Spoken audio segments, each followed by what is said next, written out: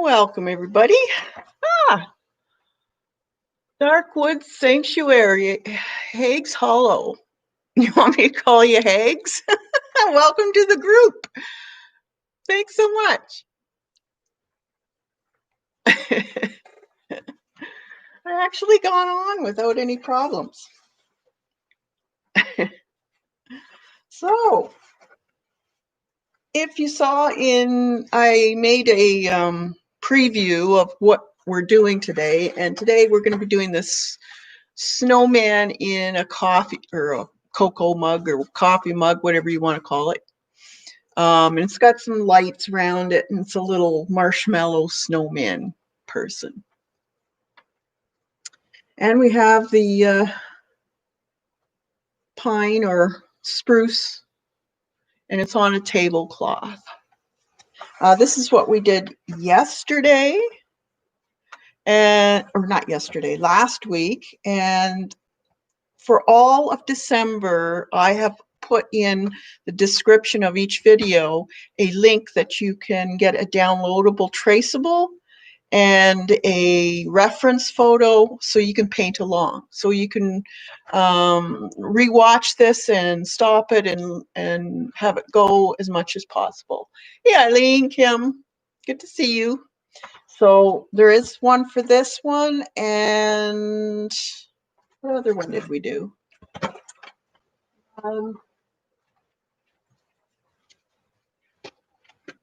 Was that the only one? I can't remember.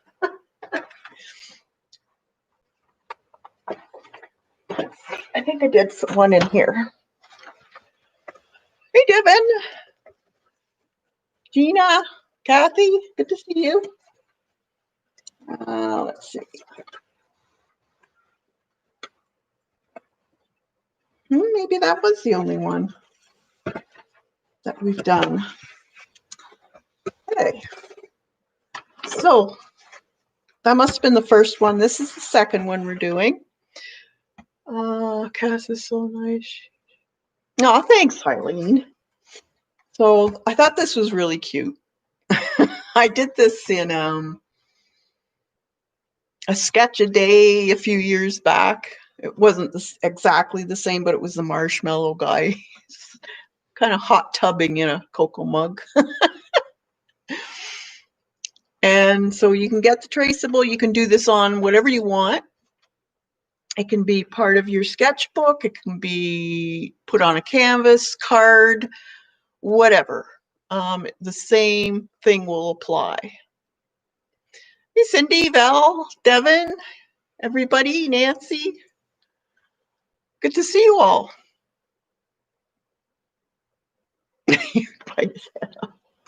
This one, this was my tester.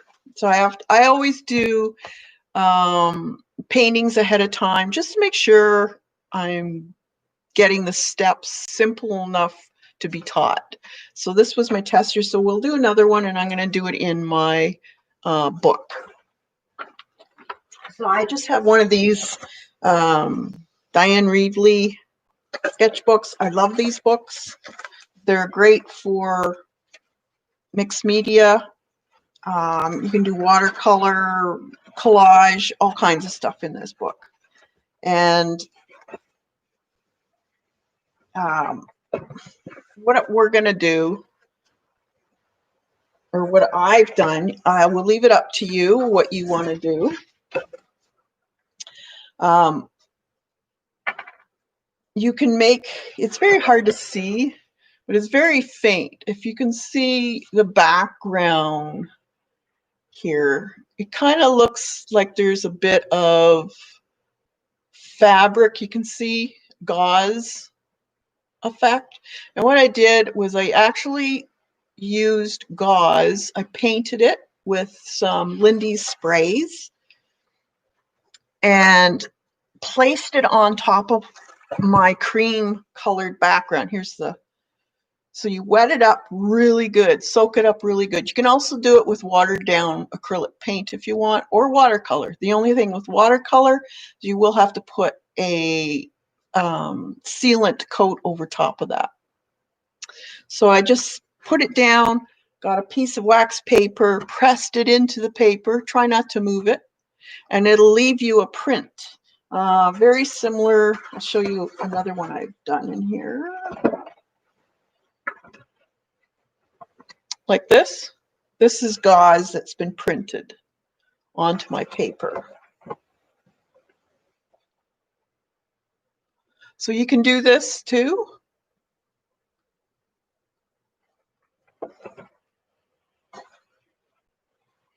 So it looks like, is it just the thing or is it a little bit dull?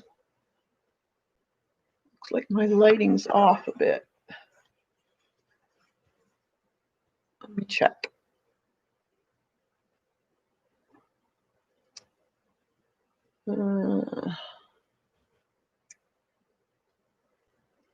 There. Put my saturation up a little bit. There we go. Okay, so this is actually scrapbook paper that I glued onto my page, and then I put a matte medium on top of it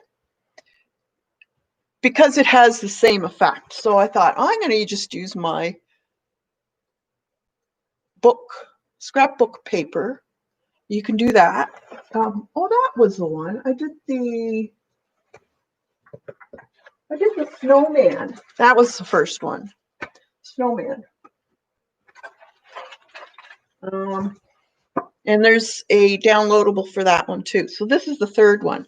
So what I'm going to do is I'm going to use this as my background. So it's supposed to be like a tablecloth. So you can do whatever you want.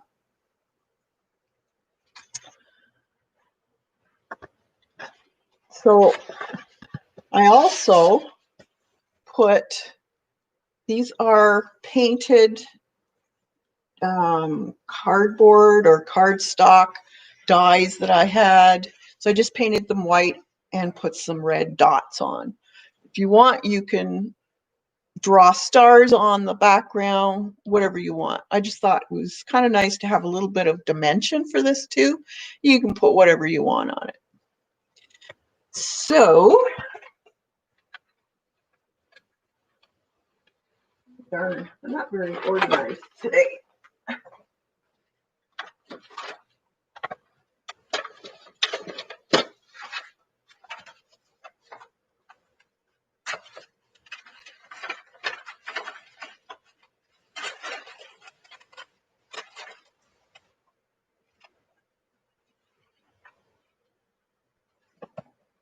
Mine just talk to each other. I gotta find my pattern. I don't know where I put it.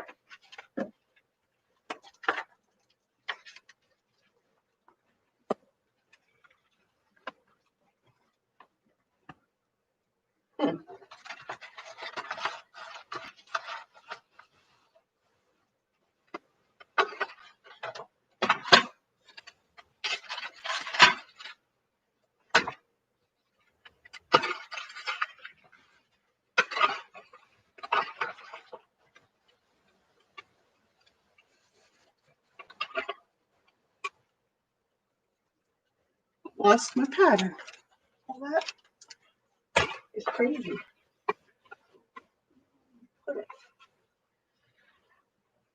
Oh dear. Okay, I might have to print out another pattern because I don't know where I put it.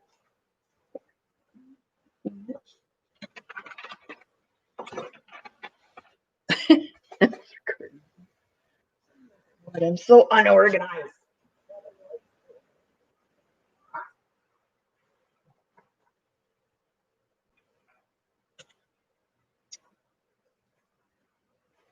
Oh, I know where it is. It's up on my, I'll be right back. It's in my scanner.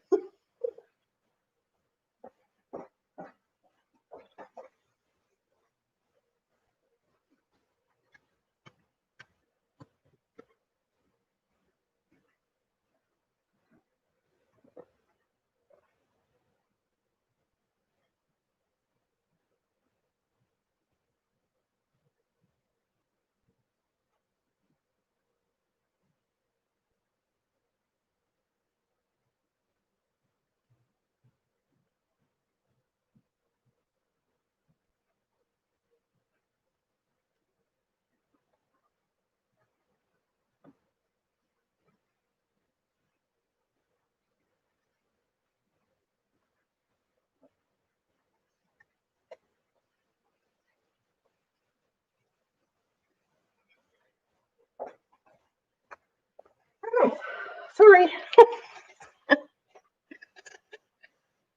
So I just drew something out in a sketchbook, and then I just put it on tracing paper, changed up whatever I didn't like or needed to move things.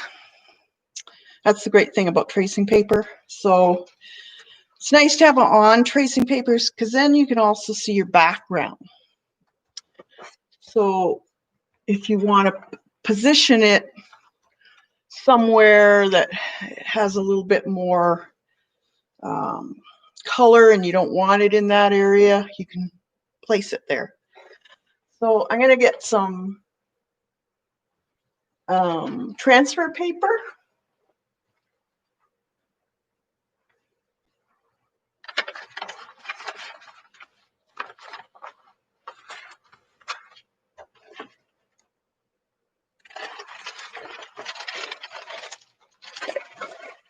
This is a transfer paper called Saran, I think it's called.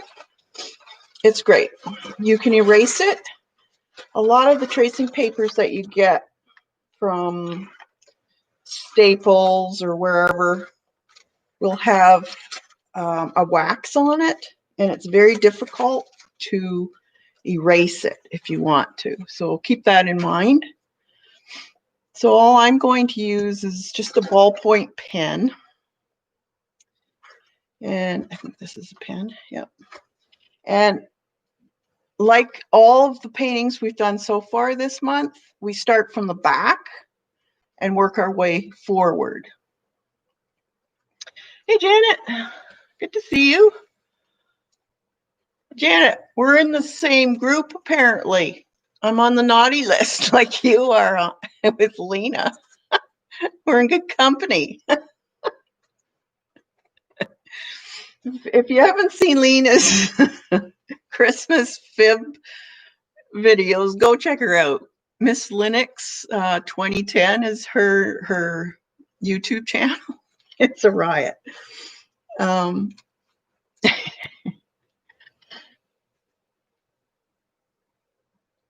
So what I'm going to do first, we don't want to do the cup first. We want to do these boughs of spruce or pine, whatever you want to do. And then we'll do the cup because we have a light that fits over the cup. So you have to look at each thing that's overlapping. So which one would you do first? Lena's nice and naughty. Series. Yeah, isn't it, Devin? I just started catching up on the videos. I'm honored to be on the naughty. Yeah.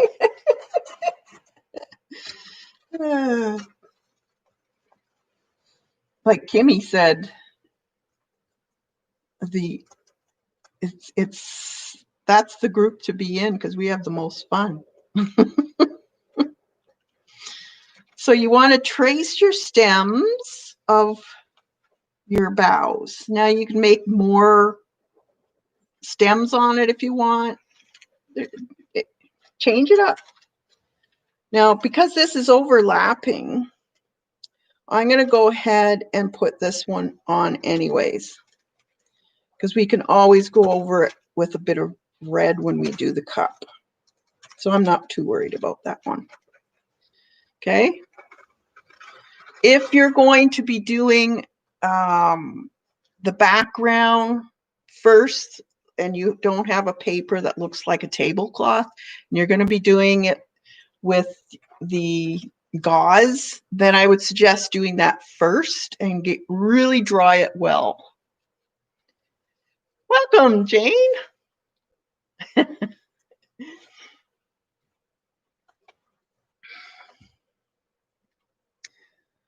Bus is coming. Oh, awesome, Sandra. Good to have you all here.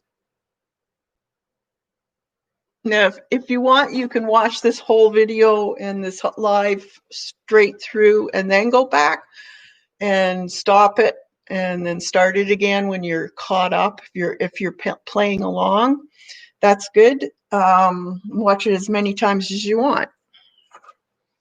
If you got any suggestions on how it might be easier for you as far as my teaching it, leave a comment below. I'd love to know, because that's how I can improve in helping you learn. Kathy, oh my God, the paper we got. Oh, you got something that would make a great tablecloth? Awesome. Hey, Barb, Joan, good to see you all.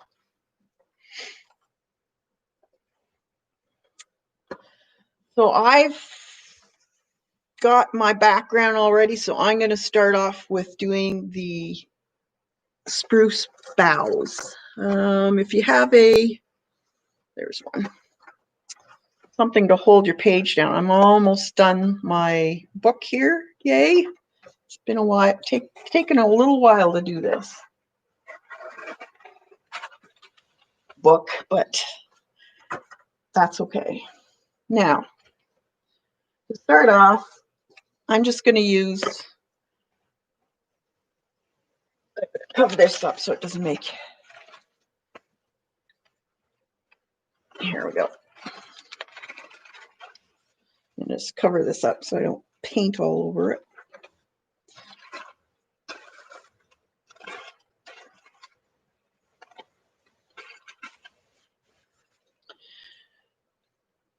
A little easier for you to see.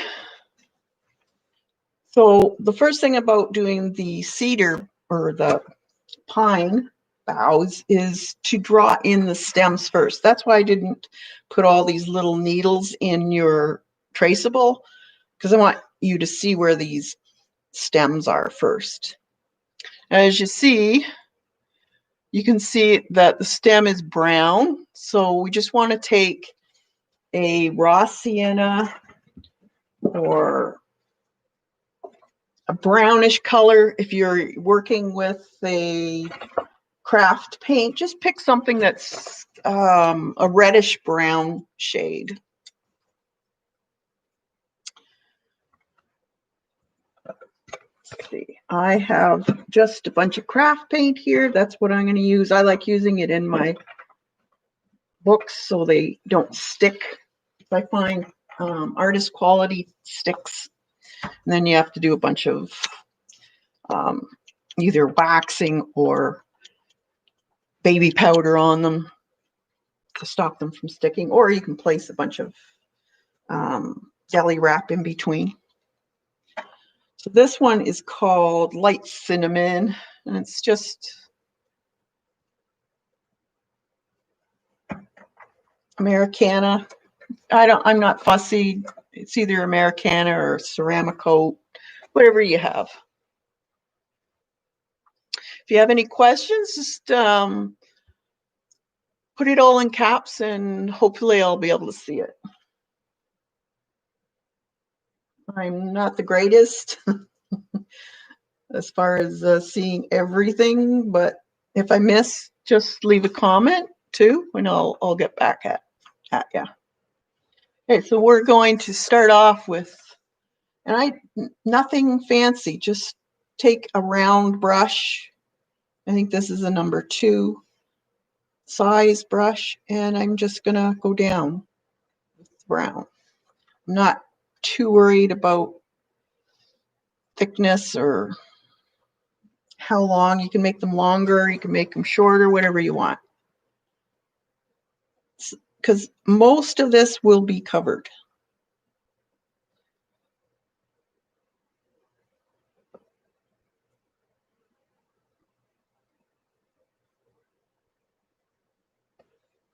And that's it.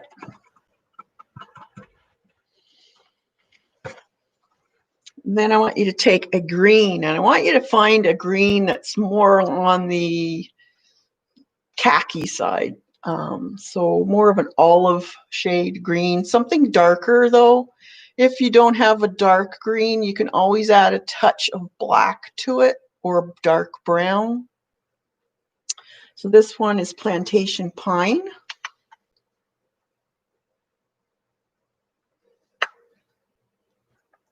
Then I want you to find a yellow. This is cadmium yellow, or a yellow ochre would also work. We're going to mix these when we start doing our pine needles. And I have a little bit of cream here, or ivory.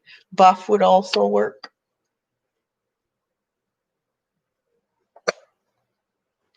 And I have a little bit of black. Any black will do. Doesn't matter if it's Mars black or lamp black, whatever.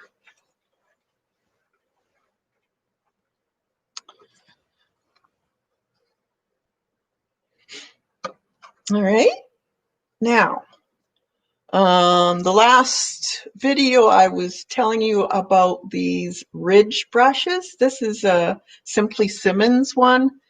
And as you can see, it's got the bristle is cut out. This works great for doing your feathers or pine needles, anything, hair. You can also, if you don't have one of these, you can also use a fan brush if you want, or a bristle brush, something with a little bit of a stiffer bristle to it. And you don't want to pile on a lot of paint. You have to kind of play with this. It's best to take a separate piece of paper before you do it on your painting and practice your light touch. It's a matter of applying just the right amount of paint and water and the right amount of pressure to your paper to get the proper stroke. So you just kind of have to play with it a little bit. So don't be discouraged if it doesn't come off right away. You do have to play with it. This doesn't come right away. It's something you have to work at. So don't get discouraged. Now I'm just mixing some black, a little bit of cream, and some of this green. And I did wet my brush. So as you see, it's loaded, but it's not loaded to the ferrule. This is the ferrule. You don't want to load it up to the ferrule because then you can wreck your brush. Now, this, like the last video, you stand your brush up, keep your hand off the table, and you have to do very light strokes, and it's going in the same direction. So you have to take a look at what way are the needles growing, because you don't want them all over, because then it won't be recognizable as a bough of spruce or pine. So I like to, this is the darkest color, and you usually find if it has a lot of shadows, do the darkest color first, because that'll be the inside color, and then we'll work our way up. So we just, I have it turned slightly. I'm not doing it this way, I'm doing it this way. So just kind of on 3/4, and I'm just lightly kissing the paper, just so lightly.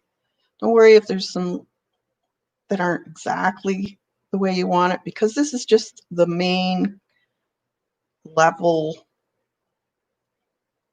of the darkest colors. So we're going to put lots of stuff on top of this. Don't forget to do some down the center too. So you don't want that branch showing too much. You want a little bit, but not a lot.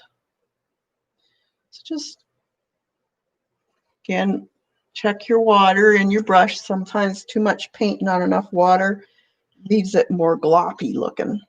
So you want a lighter, more finer look to the needles. You need to add a little bit of water.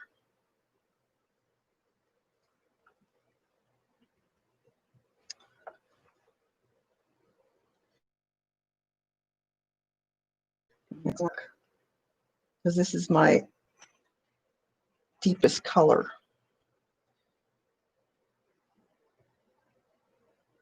Needles kind of spray out at the end. And just take your time doing this. Don't rush it. Just take your time.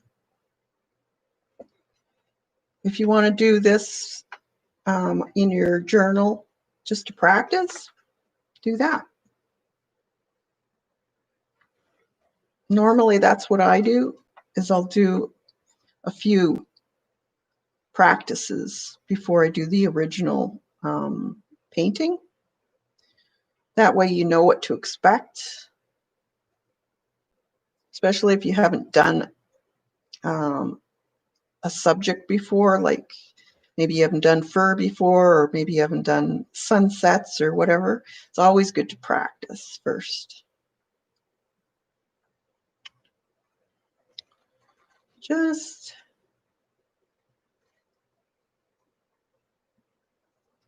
very light.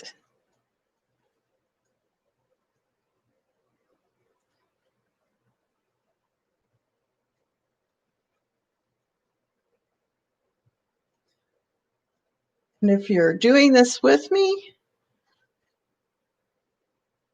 I have a Facebook group for the members, and you can, it's for members only called, that's what it's called. I think that there's a link in the members page on my channel for it, and I can just apply and then I'll okay you. And if you're doing this and you're not a member, show me what you've done on Instagram. It's hashtag Paint with Kathy Arbor.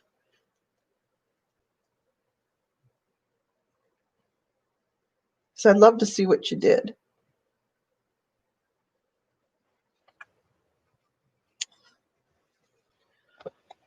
Linus, Fibmus, what a hoot. I was surprised that you were yeah, I know.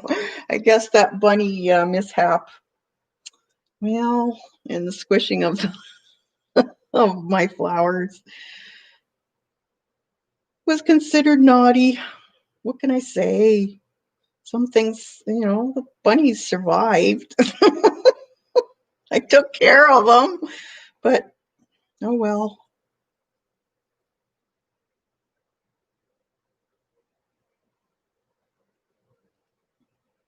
I'm with the cool kids, though. We have the most fun.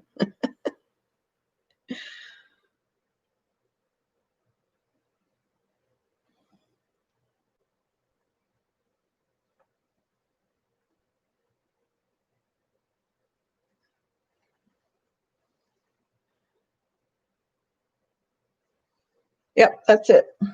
Paint with Kathy Arbor. Thanks, Kath.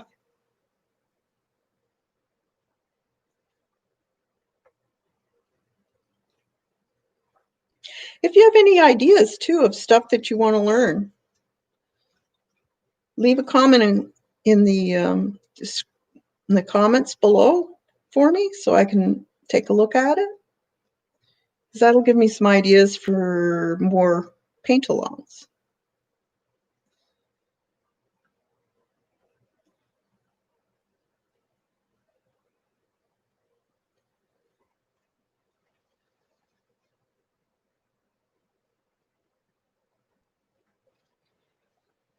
See, so I can still see my stems, and I've got quite a bit of darkness in here now. Okay, so now what I want to do is I'm going to dry this.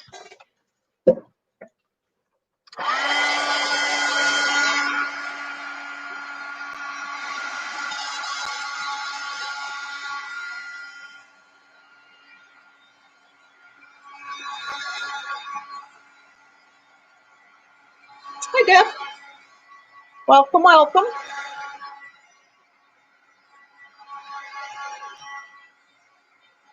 It's great seeing everybody here.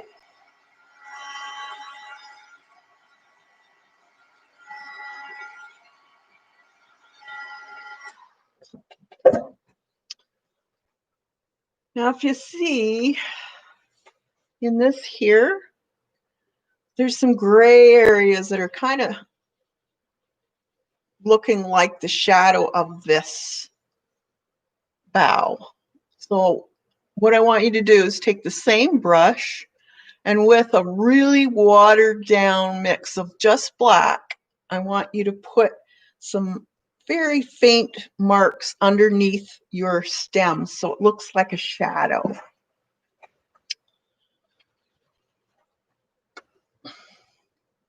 And make sure it goes past, make sure it's really watered down. You don't want it too black.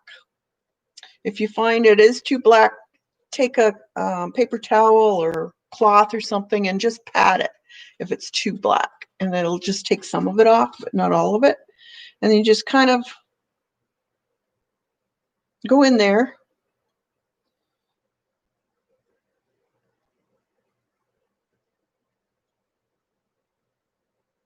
and put some of this in. You know, I'll take a paper towel before that dries.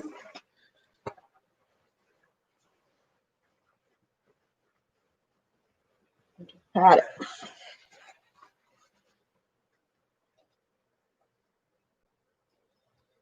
And this will give the look of a shadowed area from the boughs of spruce.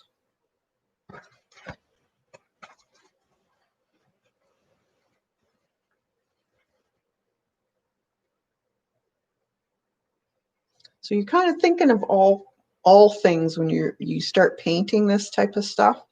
Is the shadows, what's the easiest way to put a shadow in?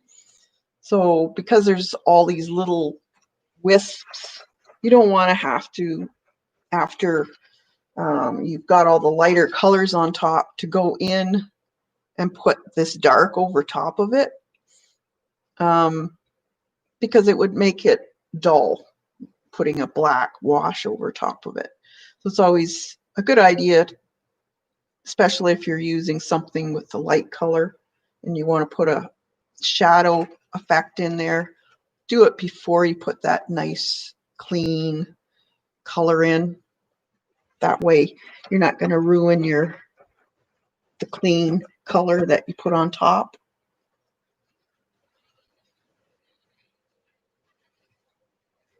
Yes, this is just a Diane Reevely book, and I put scrapbook paper and put gel medium on top. If you're going to use the scrapbook paper, you always have to put a medium of some sort because you don't want it soaking in too much, because then if you want to remove some of it, you can't.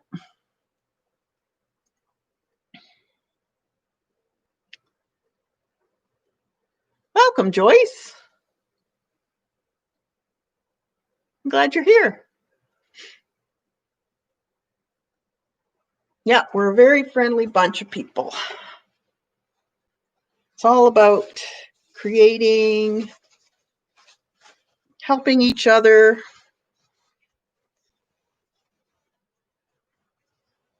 finding a hobby. Okay, so we've got that, and now we can go on top with a lighter green shade. So I'm going to add a little bit of this yellow, this cadmium yellow, to this mix that I already had, that I put down for the first little bit. So you want it a couple shades lighter. Might add a little bit of cream to that. Make sure it's good and watered down because I don't want it to be gloppy. Take some of it off.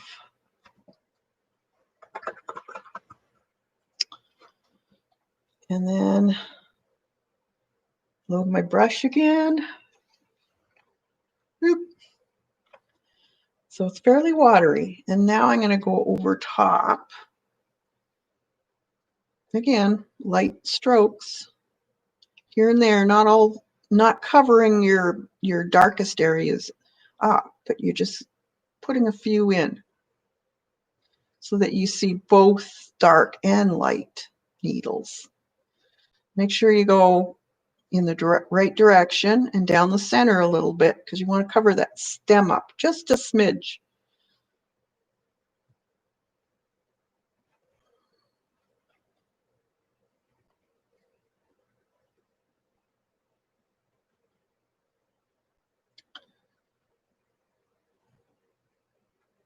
So it's, you know, if you're finding you got a lot of thick lines, don't worry too much about it, especially if it's your first one.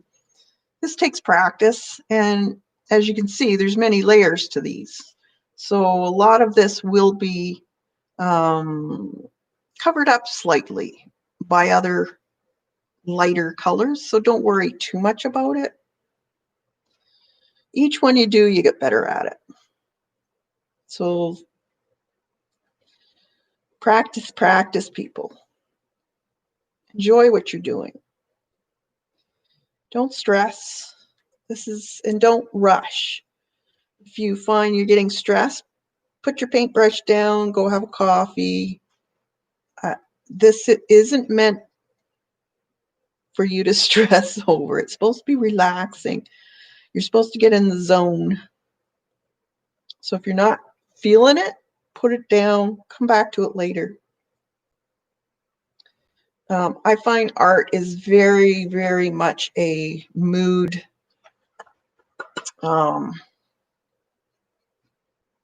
type of thing. Some people can really art when they're in a bad mood or they're stressed out. Some people can't. I can't. I have to be in a fairly good mood to do art. So I just can't get in the zone.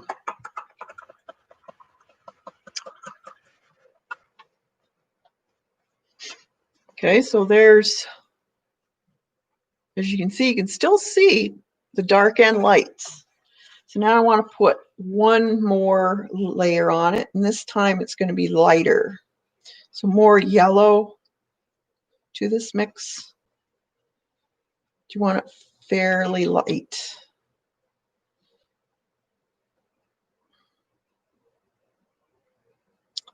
That's a pretty good color. Take some off my brush. Add a little bit of water.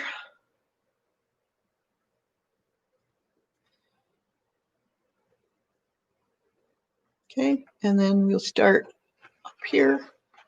Can you see enough, or do you want me to go in?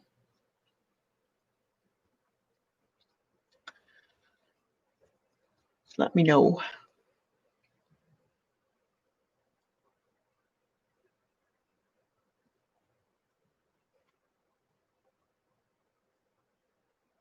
Yeah, lots of splats. Take it in more if you want.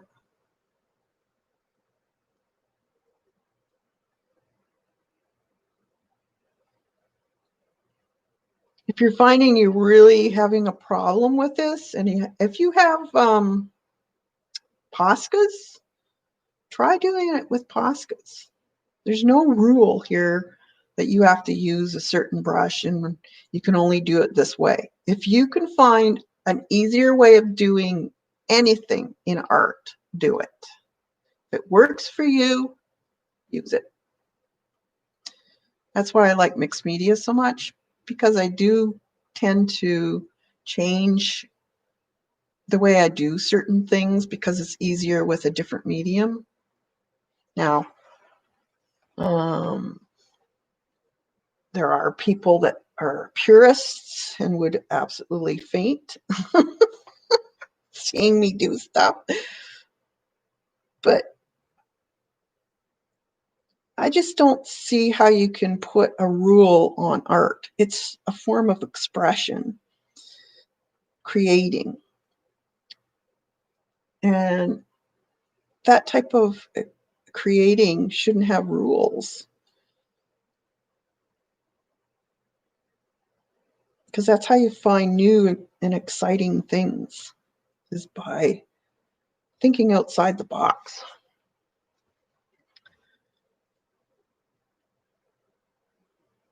Yeah, exactly, Jane. Everybody's got a different way of doing it. And you cannot copyright that.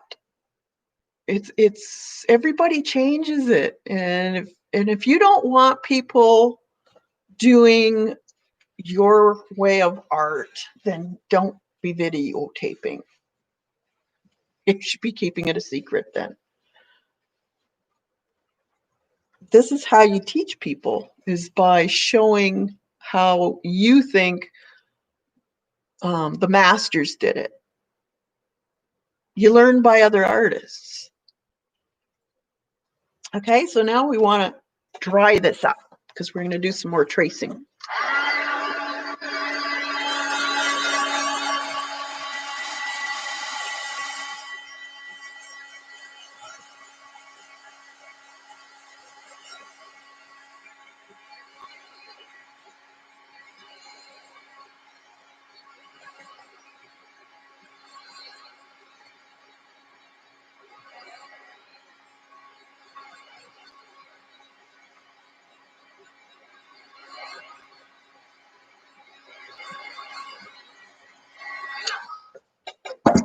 All right, let's get our tracing out again.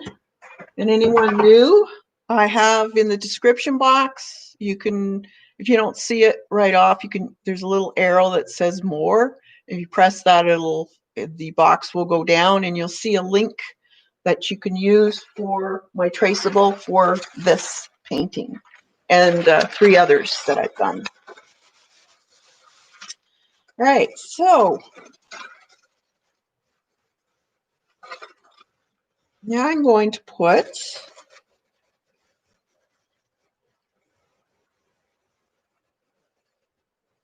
now there's a light here. Because the light is bright white and the cup is a red color, I'm going to do the cup first because it's easier than doing this and then that. So let's draw out our cup and our little marshmallow man.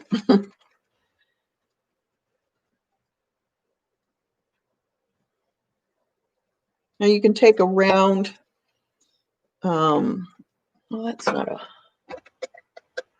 one pen, a round circle and make the circle if you want.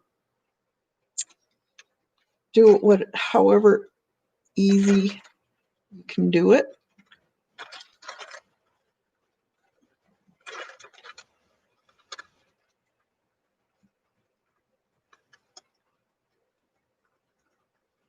You can make this cup also any color you want. I will tell you the basics of shadowing and highlighting. So really there is no color you have to stick to. The same thing will apply no matter what color you do.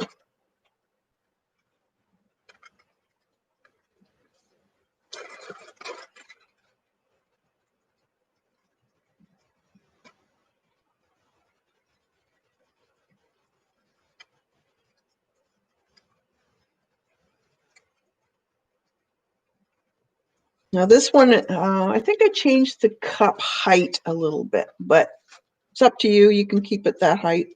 I'll just leave it at this height.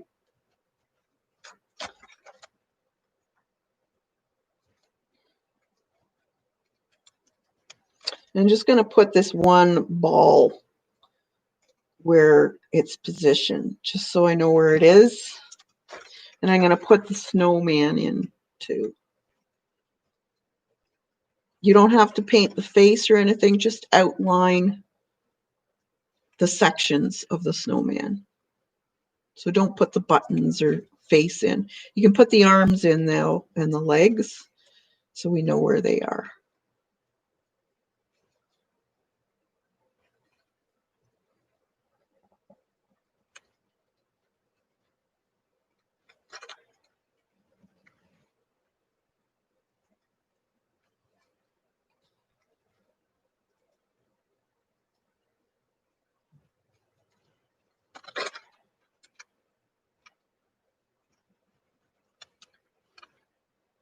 These are pretzel sticks, so they don't have to be perfect. So don't worry about, don't be getting a ruler out. Sorry, Janet.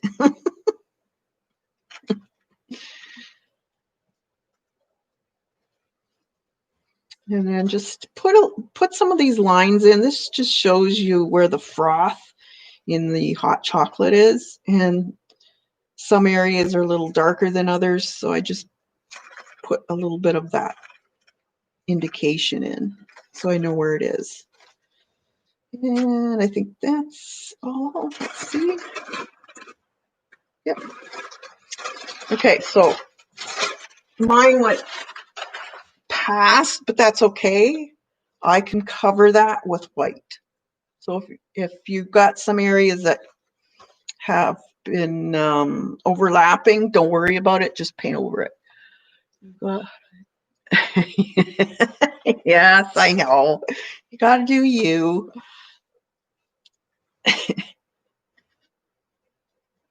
All right, so let's paint in.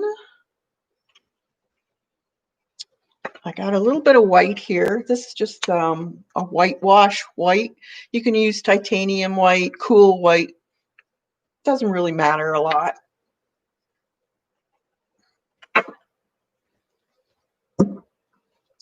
And I'm going to mix this white with a little bit of the buff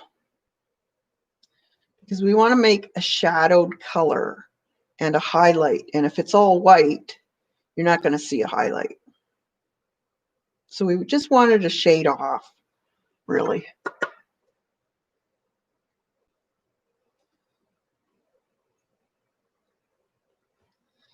Okay, so we're going to just paint right over top of this. You might need a couple coats, depending on your background. If it's fairly dark, that's fine. Don't worry about it. Just take a round or a flat brush, fairly small.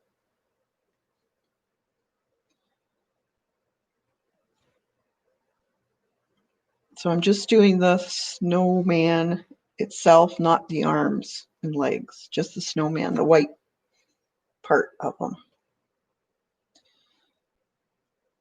You can leave a bit of the tracing if you want, if you find that's easier for you, so you know where stuff is. Because we'll eventually cover it up.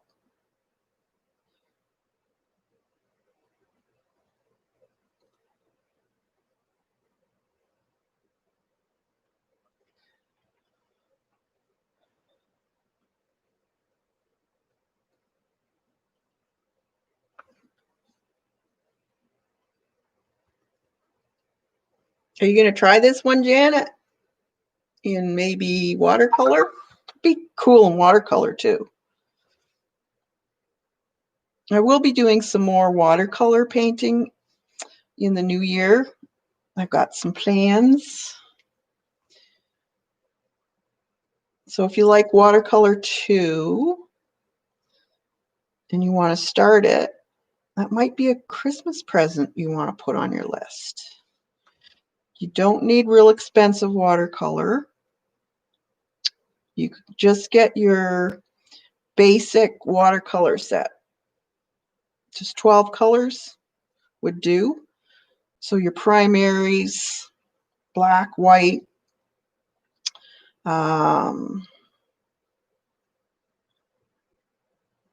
ochre, ultramarine blue. You kind of want a warm and a cool shade in your primary colors. So a warm blue and a cool blue. Same with a yellow. And then a red also. And then you can add to that. So it's always best to get an aqua color because aqua is kind of a tricky one to get correct as far as doing a blend yourself. So just putting pretty good coat on here. I don't want this pine to show through his head.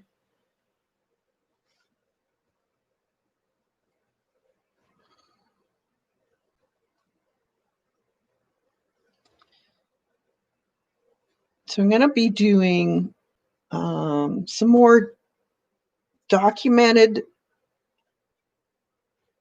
I don't know what to call it. Instead of writing about your day, you're going to draw it. So we're going to be draw your day, I guess you could call it. And it doesn't have to be something that you do every day. If you have a special day, then just do it for that day. But it's kind of a way of documenting your life, more drawing than words. But you'll know all when you go back and look at it, you'll know what it's all about. You could do a secret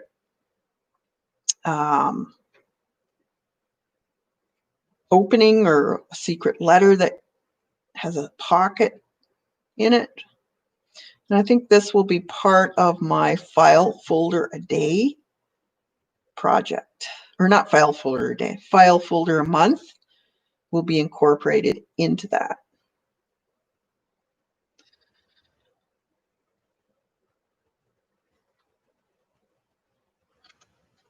It's always fun to look at your last year's stuff and see what did you really enjoy and what would you change,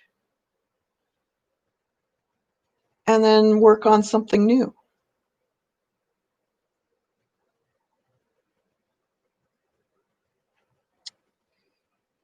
All right.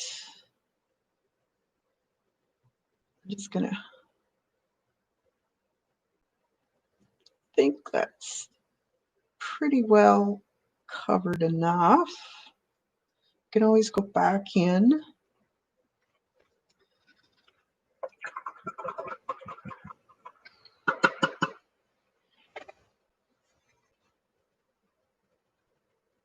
What brand of acrylics? This is just craft paint. I'm doing it in a journal, so all I use in my journals are craft paint.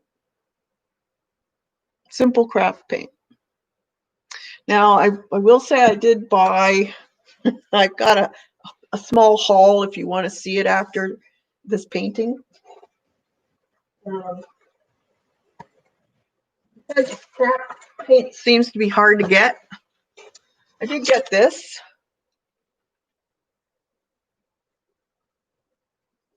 And it was fairly reasonable. There's 24 colors for $36 Canadian.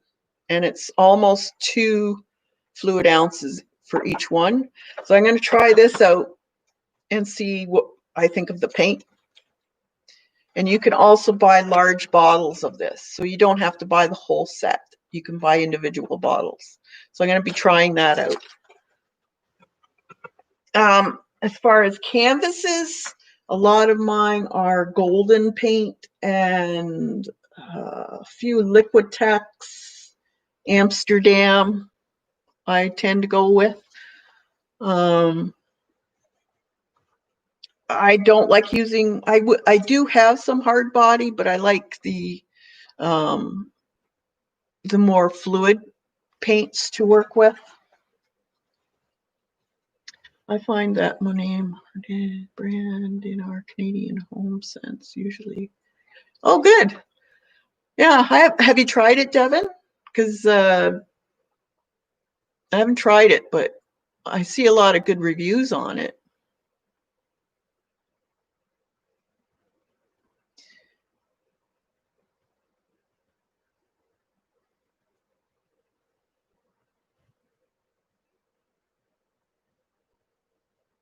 Oh, that's great, Janet. Awesome. That must have been such a great day. Awesome. All right, so now we want to do some red. If you don't have red or you want to do it blue, go ahead and do blue. This one is berry red. You can use whatever red you like. I'm going to use a 1/2 inch flat, and I'm just going to base coat all the black or the red area. I'm going to go around that light because it's going to be bright anyway, so I don't really want to have to cover that again. I'm going to go over this anyways, so we can go back over with that color again. Don't worry if it's covering your cup. We can go back over it. It's just that you wouldn't want to do a whole bunch of them. So if you find that whatever you're planning on painting, there's a lot of stuff overlapping, then do that thing first. So you always have to look at what's overlapping the most. You do that first.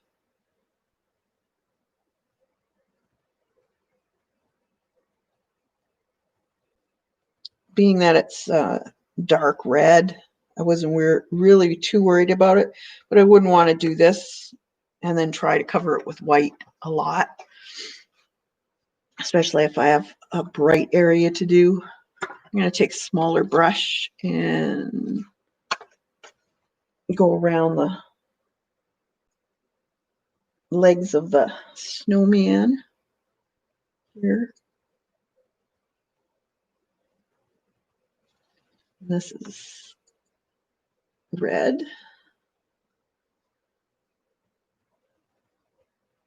And it's just a base coat. You'll find in acrylic painting, that's the main thing you do is base coat almost everything. There is exceptions, but pretty much in this level of painting that I'm showing you is a lot of base coating, and then it's highlights and shadows that make it come alive.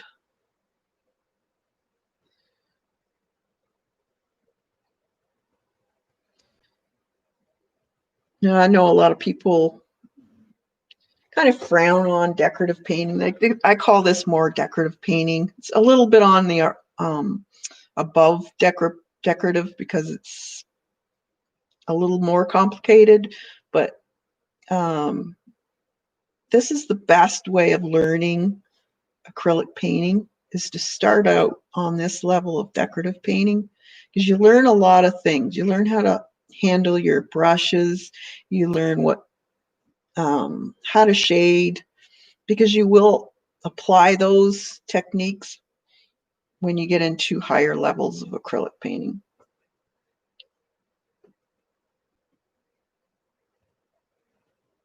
You're always learning, I find. Always.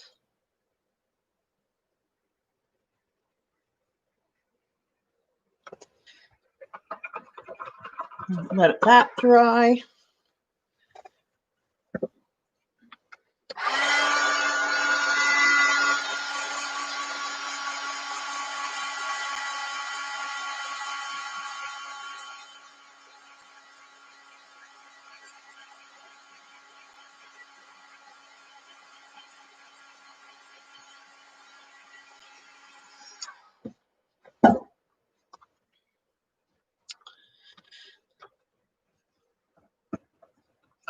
Give it another coat. I want it fairly dark.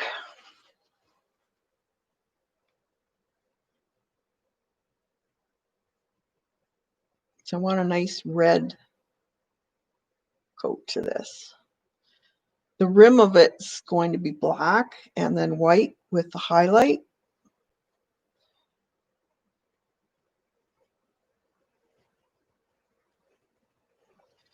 And I went past that a little bit, so I'll just take it out a little more.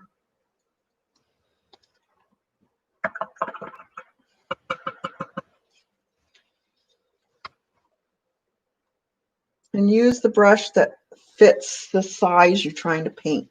So if you got a big area, you don't want to use a small little brush.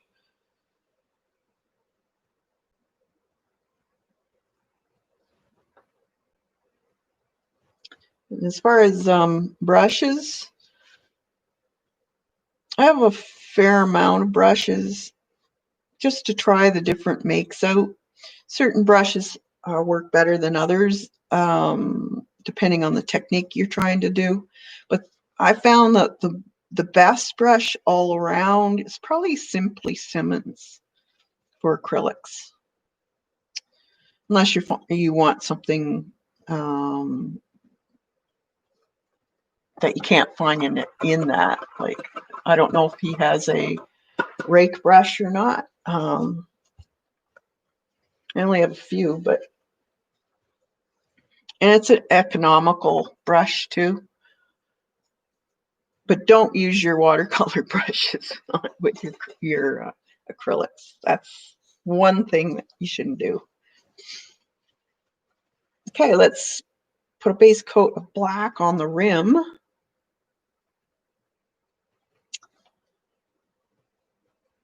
So you want to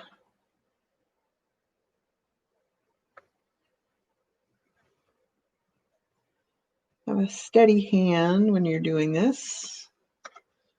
I like the flat brushes the best, I think. I use mostly flat or angled brushes.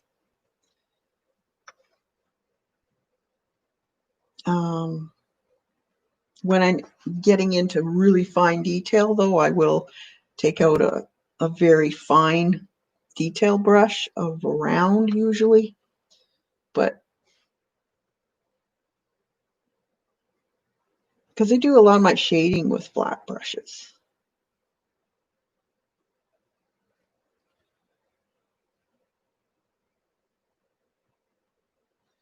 The nice thing about acrylics is it's easy to fix a mistake.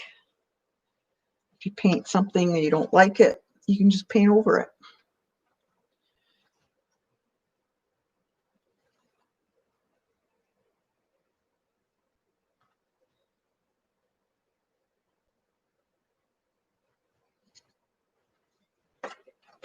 Kathy, do you mix on your canvas more, or do you layers more?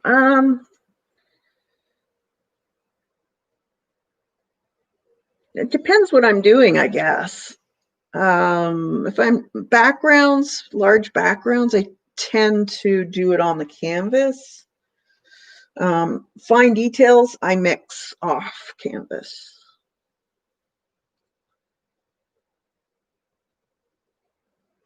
If it's very complex, I tend to mix off canvas.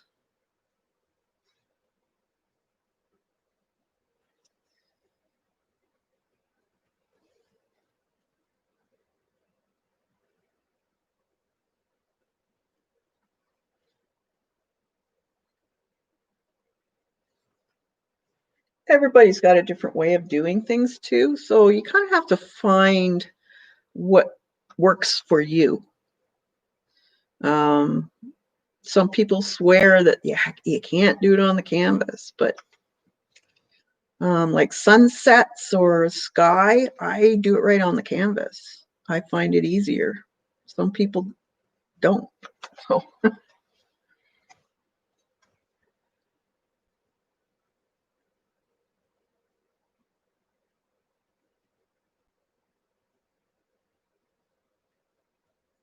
yes, those brushes Patty has, yeah, they're very expensive. I've never had one. I don't know. Can't really say if they're worth it. Can you get the same results with a cheaper brush? I don't know. I've never worked with one, but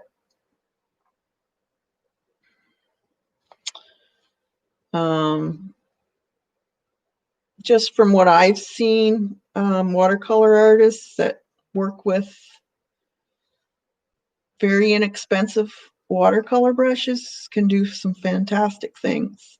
So if you have the money and you want to try it, go ahead. But if you're just trying things out and you're not sure you like it, if it's going to be your thing, myself, you got to learn the skill first before you can figure out if that kind of brush is worth the money. So I don't know. I myself, I don't think I would spend that kind of money on a brush. They make so many different brushes now that work just as well for what I do. Maybe some people have a technique that only works with that kind of brush because of the amount of water it releases or holds or whatever. So it's really an individual thing.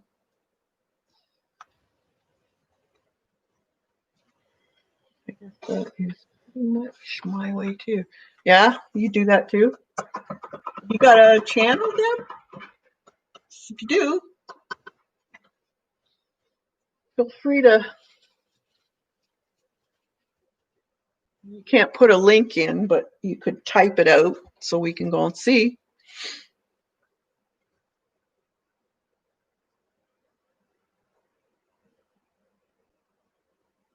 Yeah. So many of us, like, it doesn't matter if you're a professional or a hobbyist, we forget. We get tired, we go for a coffee, get distracted, we leave our brushes in the water. How many times have I done that? Many. It's just it's just the way the way it works.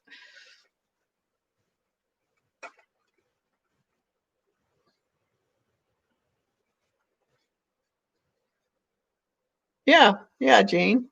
Pick the brush that works for you. All right, so I have a base coat on there now. We can base coat this around the Snowman tube. I want it to be more tan.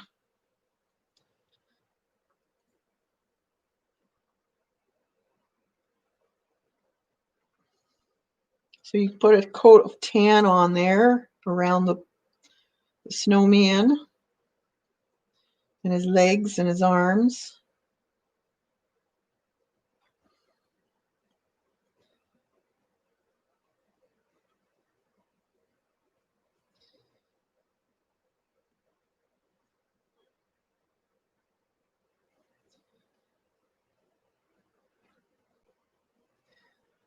The best watercolor brushes are handmade. I watched them being made. I use them when I do botanical illustration.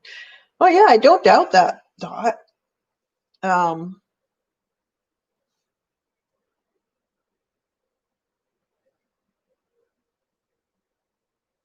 it's just that I have used a lot of watercolor brushes that aren't handmade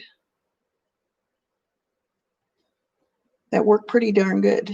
So it's preference. Everybody's got their level of what they consider a must-have. Everybody works differently. If you find you can't work with the other brushes, then don't use them. You have to find your own preference. That's all I'm saying. I I would suggest, though, don't go to the real expensive stuff right off the bat. That's all. Especially if you're not even sure you like watercolor.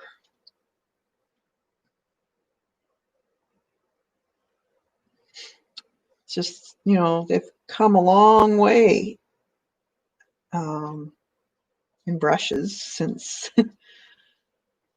the handmade stuff. And I do think they have some pretty close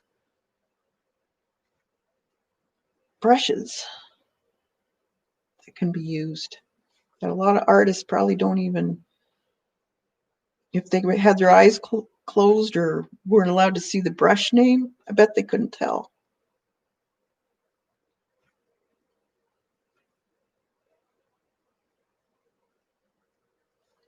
It's like paint too. There's a lot of paints out there. For what we do, it's just fine to use. Yes, there is a difference between the crafter's watercolor and the watercolor professional paint, but it depends what you want to use it for.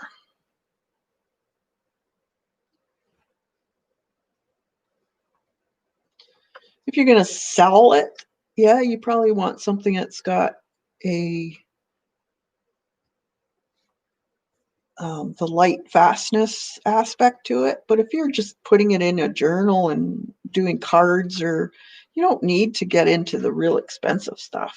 That's my opinion, though. Maybe you like using expensive stuff.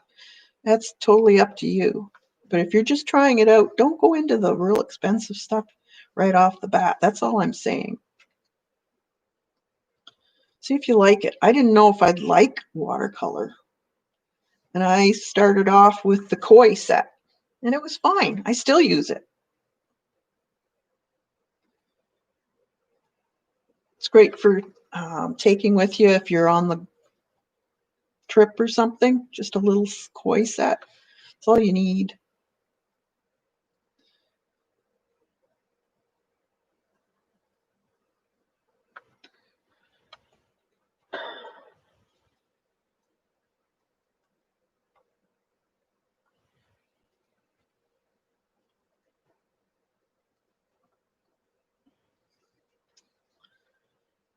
Just a little spot in here. It'll be shadowed in there anyways. Okay, so I've got most. I'm not too worried about seeing some of the lines through this because it's going to be coated again with some white shadows, highlights, that type of thing. All right, here's our little guy. Now this does have a little bit showing through, so I'm going to give that area a little bit more. It's dark down here anyways because it's the bottom of the cup.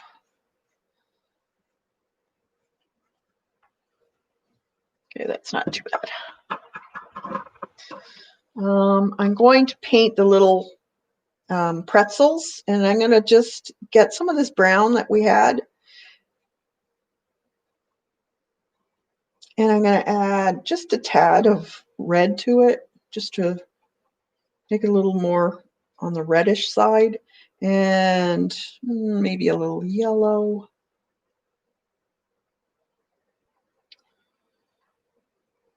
You just want it a little bit lighter than that plain brown. And I'm just going to base coat that too. And then we can highlight and shadow this area after. So I can still see my lines where the ends of the round ends opened.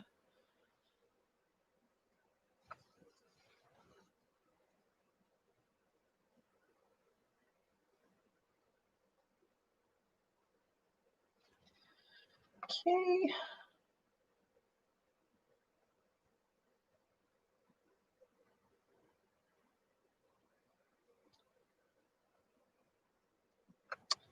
Here's our little pretzels. All right, now we have some shadowing going on in this, and so we want to take a flat brush. I like doing this with a flat brush. So this is a ½ inch, and you want some, if you don't have glazing medium and you're just going to do water, then you want your brush not sopping wet but not dry either, so kind of in between. And from one side of that brush you want to dip your brush in it, so it's just got a little bit on the tip. So what I want to do is take another palette and I'm just gonna swipe it back and forth to get it mixed in. But I don't want it to go through the whole brush. Now, sometimes it's hard to see, so take a piece of paper before you do this. See, it's got too much, so I had too much water in it. Let's try it again. A little less. Let's swipe it back and forth, see what we get. That's better. So now, with the snowman, he has some shadow along the left side. And just under his cheek, or the bottom there. And around this side, across the bottom.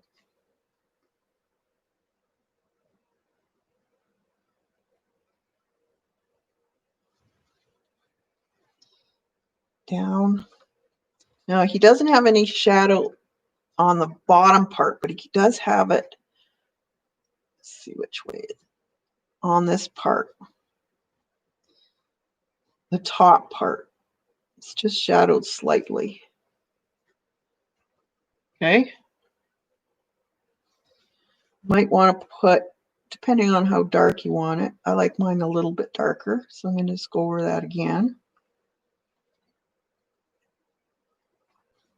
And a little bit under his chin.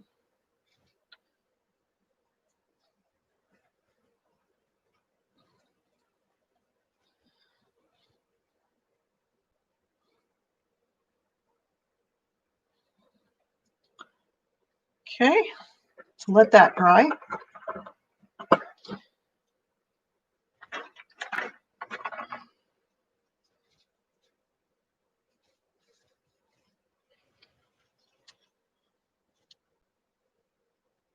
While that's drying, let's put a little bit of shadow on the cup. So we're going to do the same thing. Take some, wet your brush a little bit, dry it off, and then dip the edge in.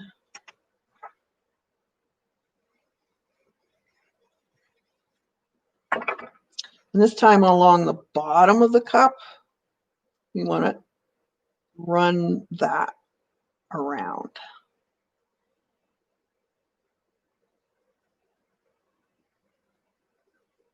And I just bring it up a little bit, walk it up a little bit, so it's gradual. Also in the cup, there's a little curve. Let's see which way, okay. And I want to take that,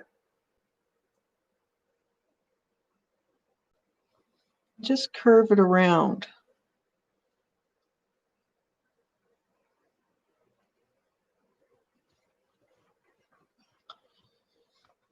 You just want to bring it just up like that.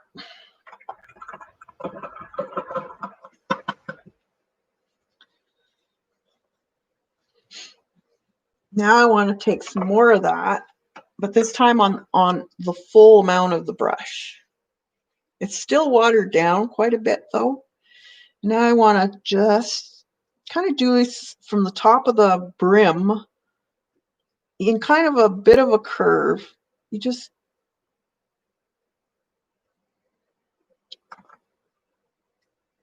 go down in areas and then swipe across.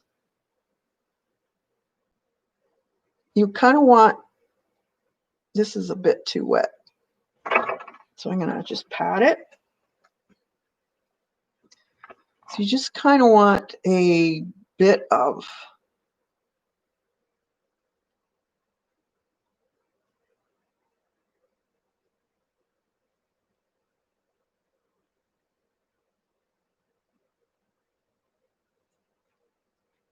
and I want to go inside this and darken that just a smidge. I don't want it the same color as the top part because this would be in shadow more. Okay. And then I'm going to on the bottom here. Just going to bring it out onto the tablecloth. Oop.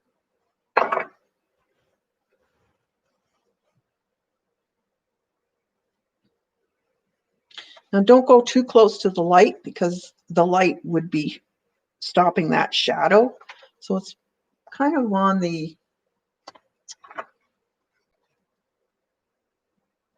darkest, closest to the cup.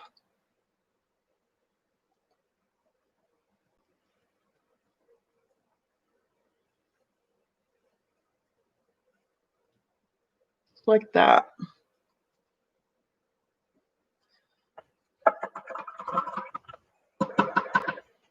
Any questions?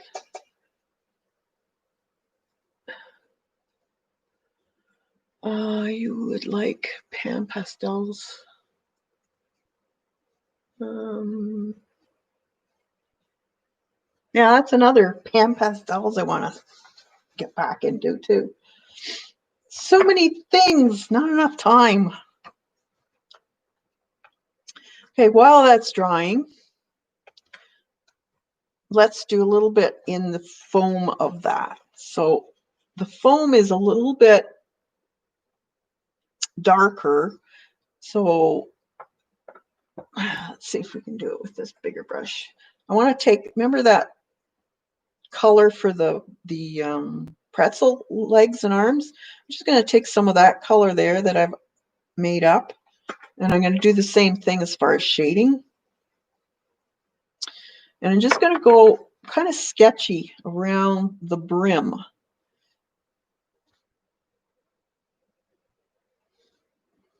Kind of dots. Dots and lines.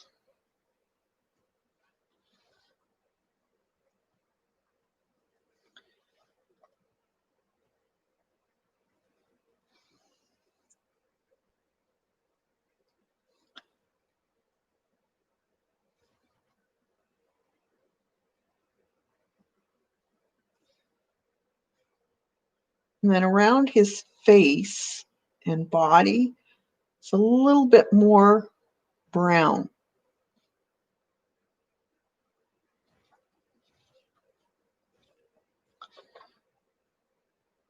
So you kind of just thinking of how your froth would be uneven, or there'd be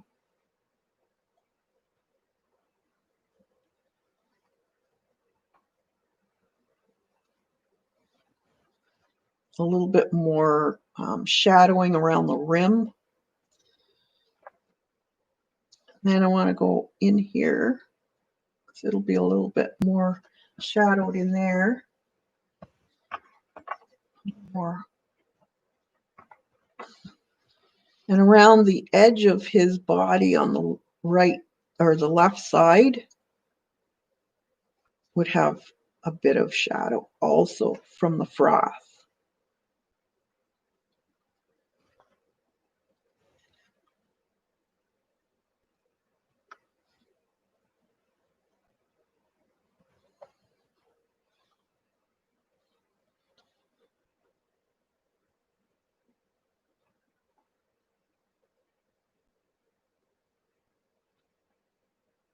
And there's a bit of a shadow behind his head too.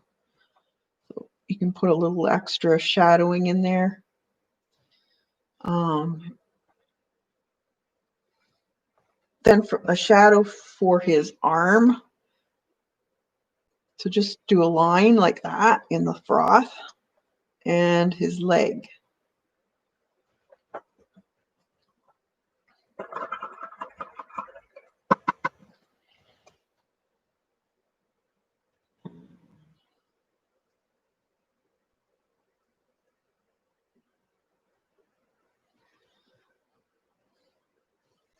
All right, so now we want to do a little bit of highlighting. So where's my brush? So if you have a deer foot brush, so as you can see, it's got a, looks like a deer foot, the shape of it. it's a little bit of a bristle brush. It's stiffer. So you want something stiff. So we want to take a paper and mix it in, but take some of it off. You don't want a lot on your brush. And then you just lightly start rubbing it in to the center areas of that froth color. So wherever you think it would be the highest.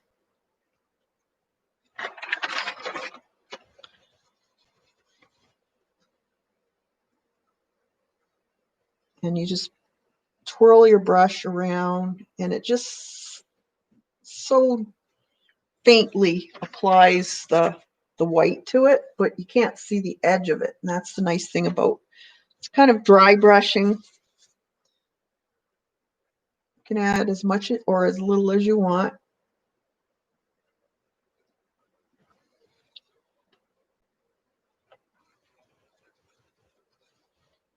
Some in here.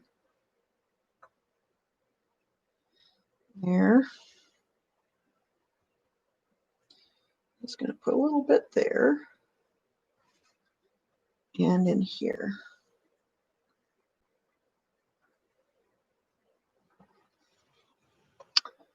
All right. Now you can take, if you want a little more like a bright highlight in some areas, and there might be some areas that you can just dab, because the froth will be uneven, so you might get some really bright highlight areas. So just dab a few in there with your brush too. You know, a lot of the bubbles will have highlights on it in the froth. So you just dab here and there.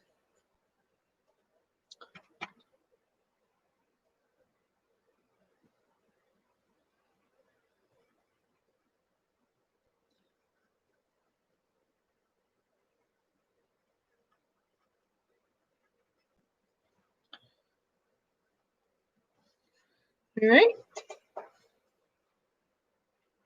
Thanks, Devin.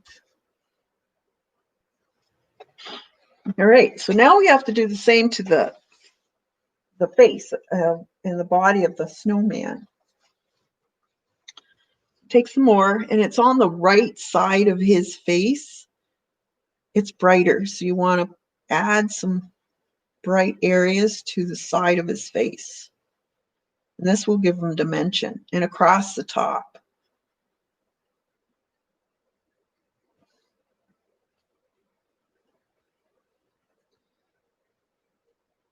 I'm going to go across the bottom a little bit where his chin would be. And then on the top part here where his arm or shoulder would be, down the side. I'm basically staying on the right side. Same with this part.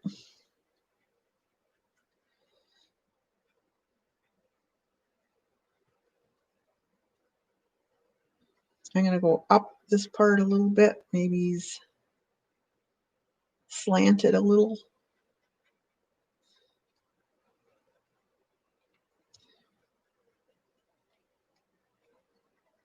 And under here,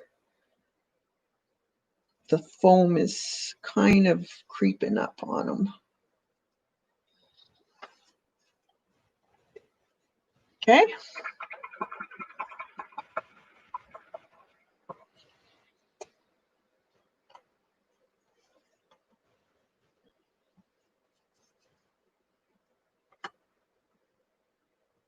Yeah, the Deerfoots are awesome. It's so much easier to use for doing that type of smoke or fog or whatever. It's really easy to use. And you can get them in so many different sizes too, depending on, you know, the size of whatever you're doing. All right, so now let's get this brush again, and we're going to put a few highlights on the coffee mug. And this time I want your brush to be fairly dry. I don't want a lot of paint on it. So you want to take some of it off. You don't want a really thick streak. So I'm going to put a highlight in a streaky motion right here. So just maybe over here, just a smidge. And then on here, the top of the mug, we're going to have to make this really thick. But it only goes on the very top.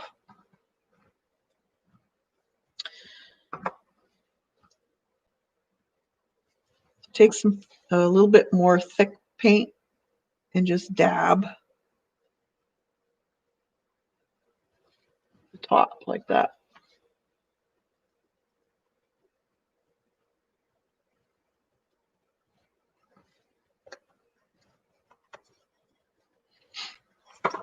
And then with either a very small flat brush or a small round brush. Where did I put that? That's not it. There it is. You want to do the rim of the snowman. I missed a spot though. Missed a spot.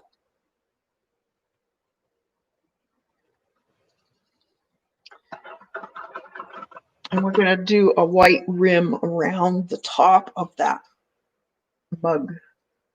First part I want to be a little bit watered down. We're going to do this in 2 parts. So the first one is kind of watered down, and you're going to go around in the center of the mug as close to the center as you can. Don't worry if it's not completely accurate. No one's going to come and say you did it wrong. The highlight police won't come.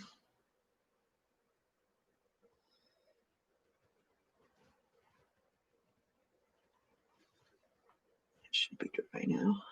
There. Okay. And then we have to dry it. Let's dry it. Any questions?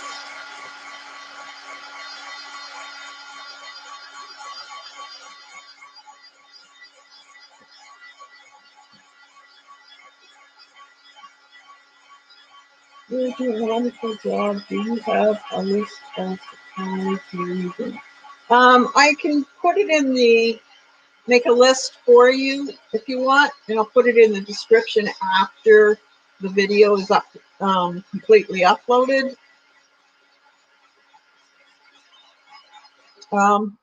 If you want, that's what I'll do with the traceable for the next one too.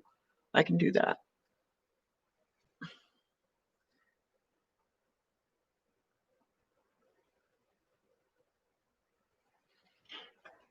Okay, just check it. Make sure it's not too hot when you put your next coat on, or it'll dry instantly, and if you make a mistake, you can't take it out. So now we want a thinner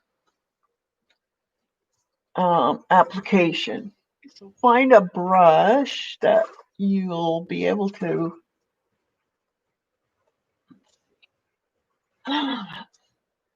should be okay. You're welcome. Devin. So get a thin, now you could use a Posca marker if you want to do this, or you can use a whatever you're comfortable with. I'm just going to use this, might not be quite as thin as I want, but you want a fairly thin line in the center of that last application of the white.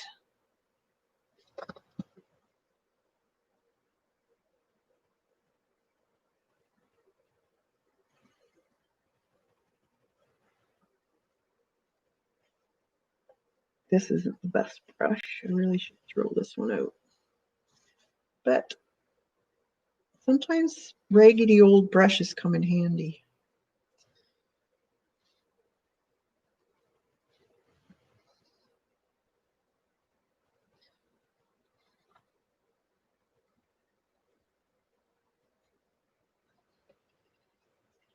Like so. And I'm going to put even a thicker coat here, another coat. I want that fairly bright.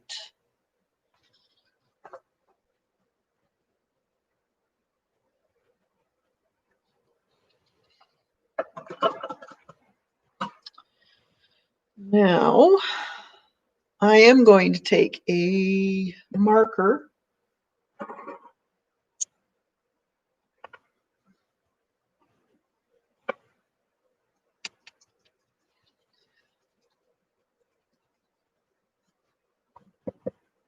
and I'm going to put a very thin line just on the curve of this mug handle.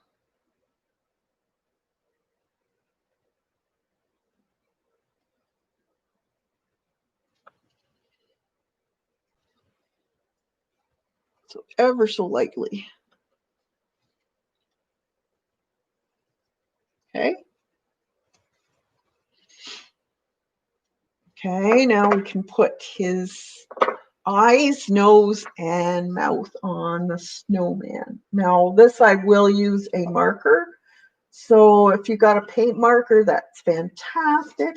If you don't, you're going to need probably a script liner, or you can use a Sharpie pen, but you'll probably wreck your pen. So paint marker, black is what I'm using.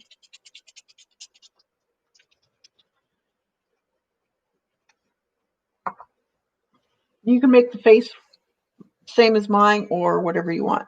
So I have, he's kind of a little bit on a 3/4 view. So just, his eyes are just little C's, up down C's. And then he has a little eyebrow. In his mouth, I do a little concave.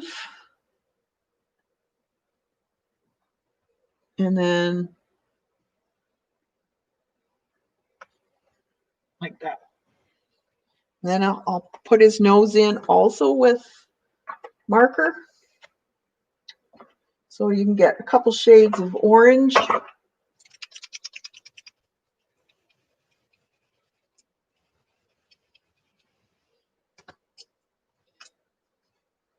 So it's kind of, what are those Halloween candy? What are they called?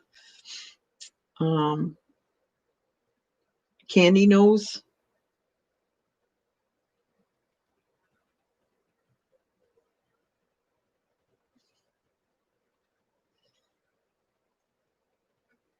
So it's a darker orangey red.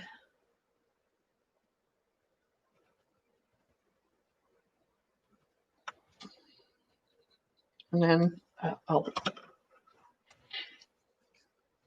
Kathy, do you like this brand of paint marker? If so, what brand?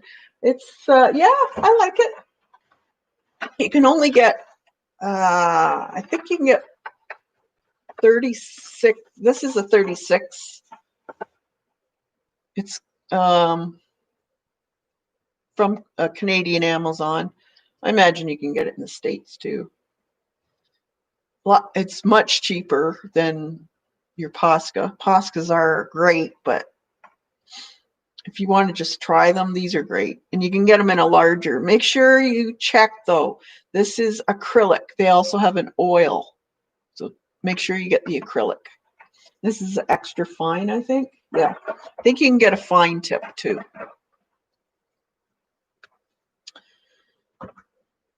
I tend to use markers more for fine work than anything else. So that's why I most of the time we'll only use a fine tip, so I don't really need to get into the larger ones. The lighter color too.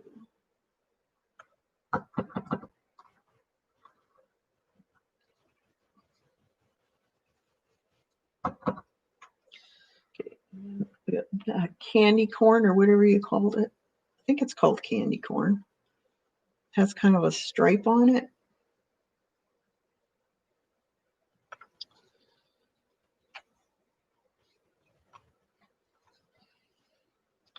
And then buttons, little buttons.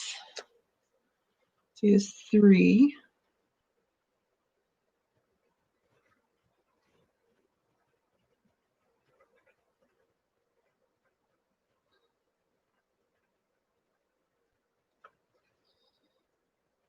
I kind of just do half moons.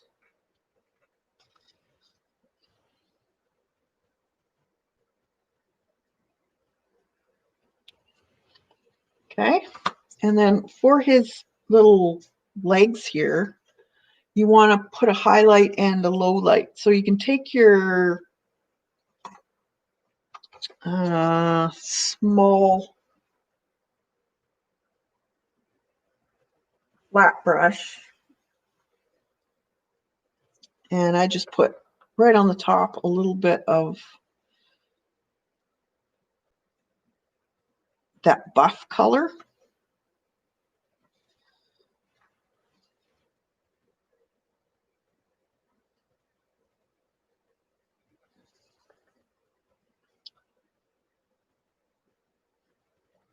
Here it's just down, just part way down the center.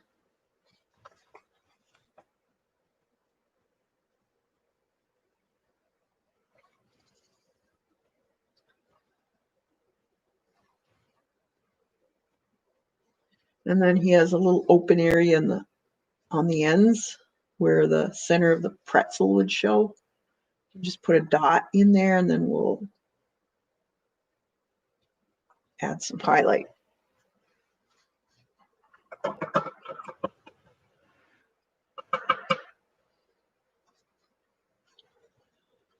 Then I took the Deerfoot stippler again, and I added a little bit of cheeks, rosy cheeks to them. You don't have to. It's up to you what you want to do, but you do it the same way. You add some, you take some off, and then wherever his cheeks would be, you just lightly apply. Well, that's a bit too much. Too much water in my brush.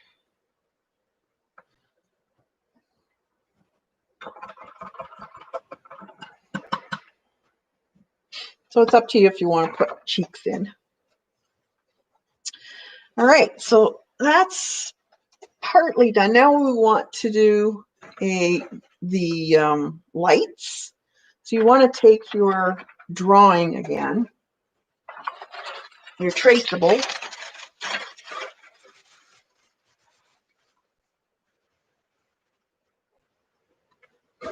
and you want to draw in where your lights are.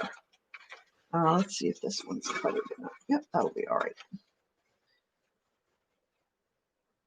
So I made them just scribbly lines and overlap them to make it look like the wire was twisted.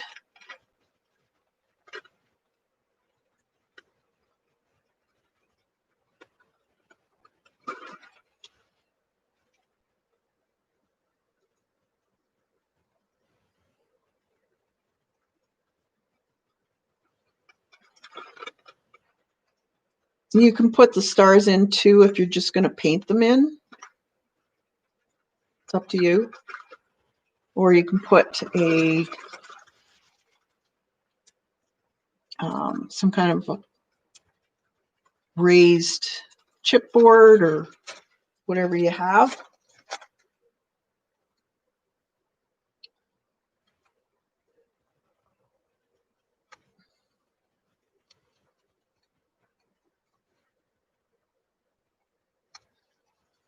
Okay.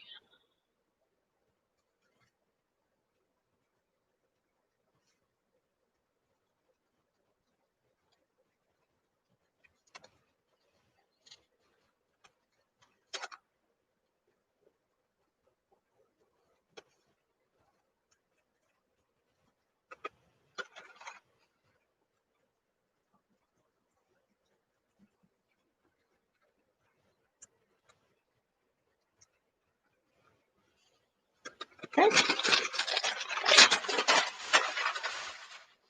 There's my lights.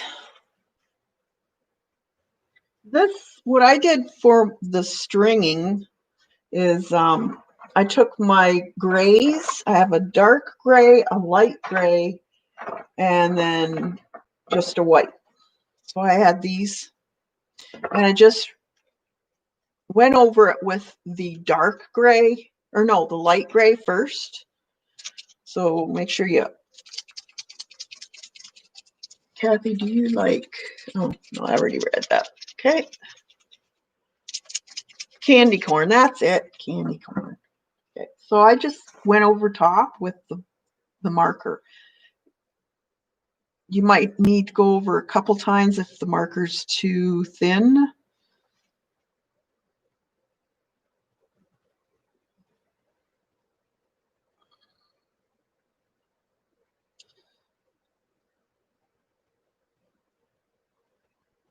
This I love having a marker because this would be a real pain to do in your script liner. You'd have to have a real sturdy hand to do this one.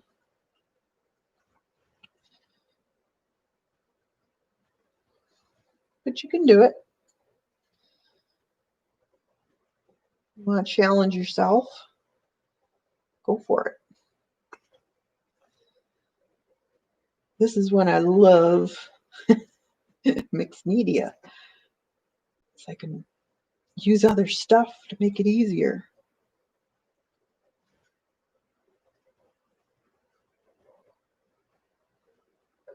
I'm just going to do the light bulb, whatever you call them, connections, same color.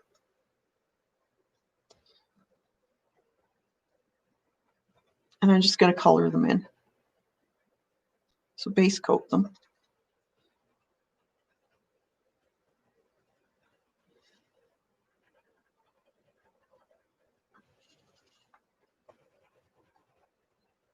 If you don't like the light bulbs, don't put them in. This can be all changed up to whatever you like. That's the great thing about doing this type of work. You don't have to put everything that they put in it. If you don't like something, change it up.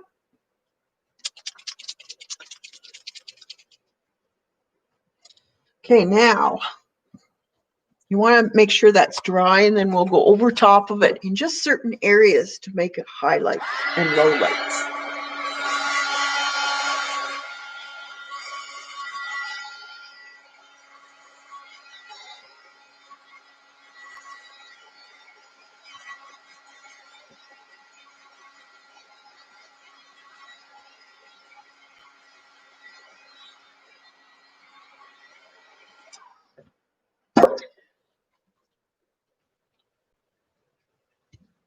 So this is the darker color I have here.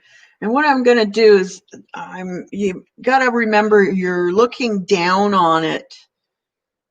So this is the tablecloth. So when you're looking down on it, where would those shadows be on that wire? So I'm going to pick an underside of the down sections, and I'm not going to do them all, but some of them.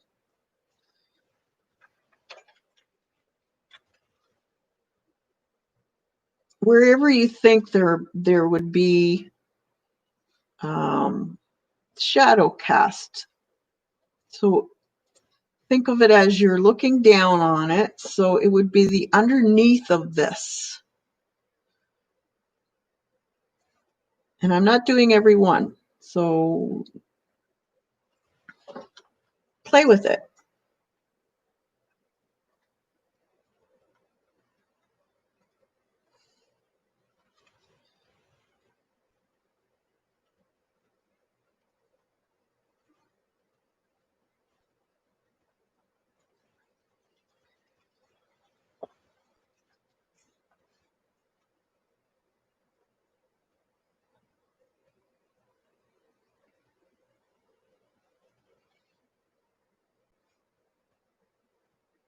So it's underneath each one and not on top. So that will be your highlight, will be on the top part of it.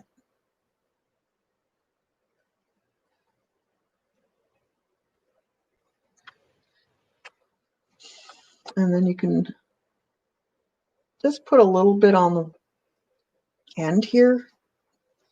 Not necessarily all the way up to the bulb, because the bulb will be bright, so you're not gonna see that shadowed area.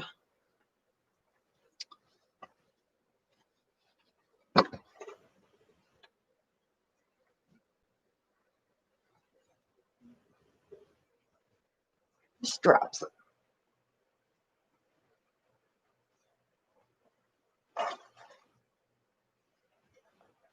All right, now the whites.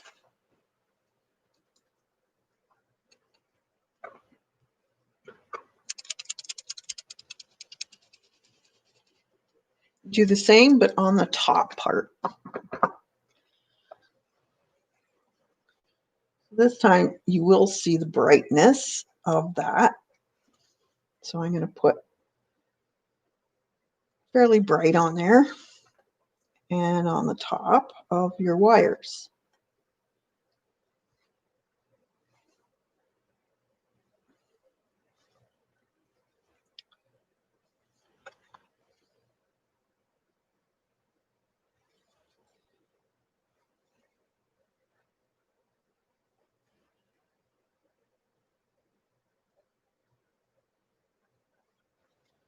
So you would see quite a bit of white, especially close to the bulb.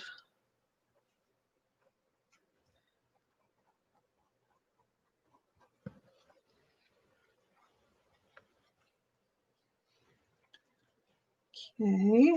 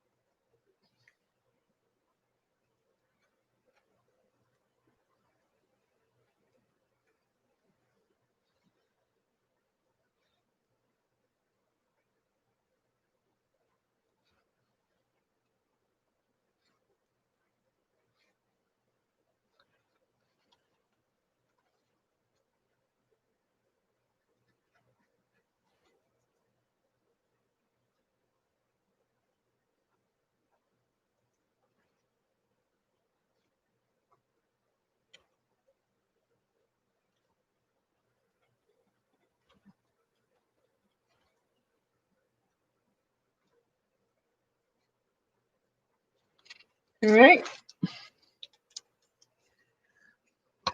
So there's your bulbs. Wire.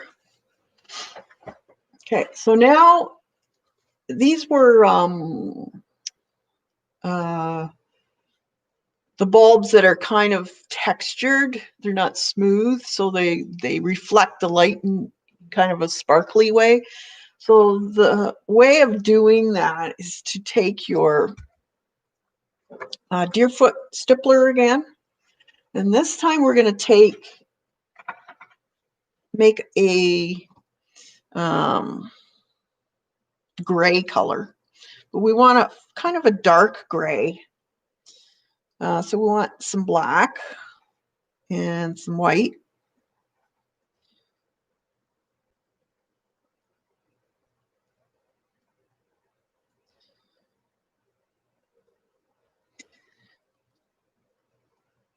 See this gray?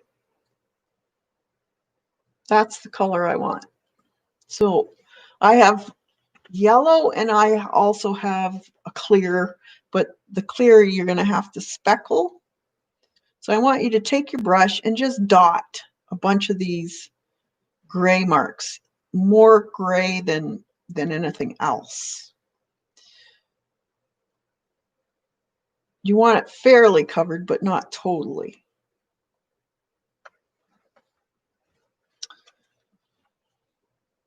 If you want to have them all the same color, you can do that too.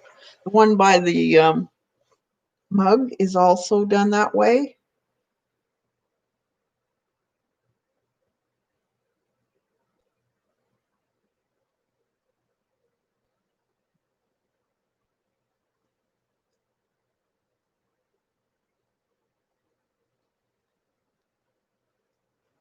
Okay.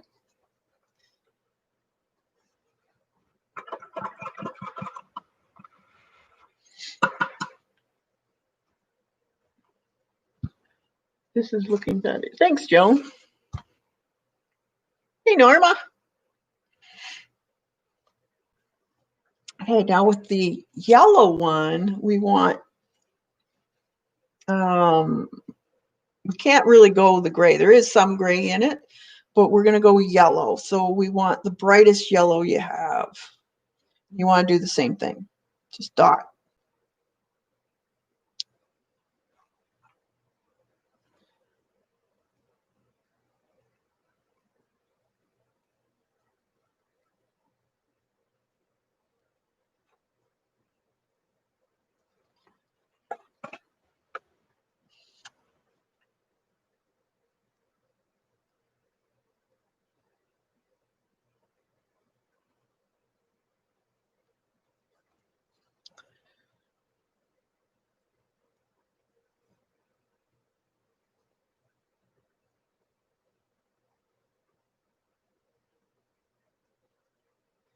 Just dot, dot, dot, dot, dot. Okay.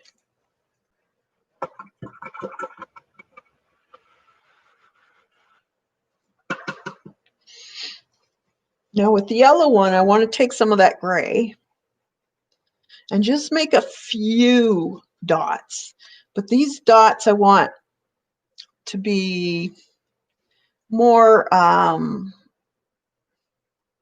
around the outer edge. So just a few. Ooh, too watery. Put more around the outer edge of it. Just a few.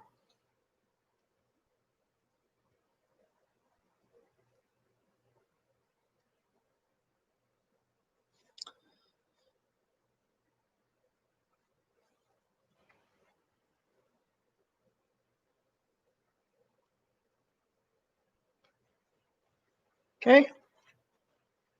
And let those dry.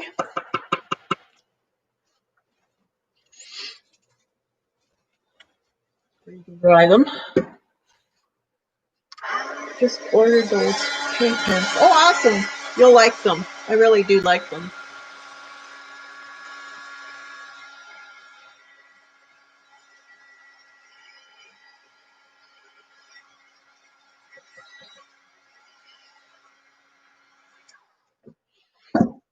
Okay, so now you want to take your deer foot, and we're going to go back into that white.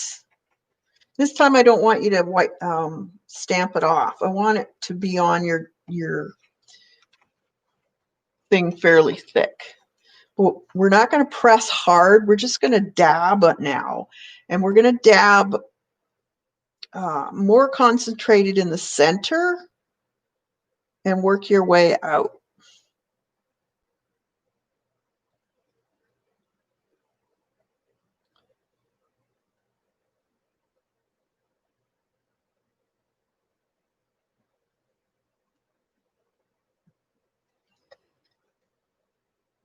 And then as you get out towards the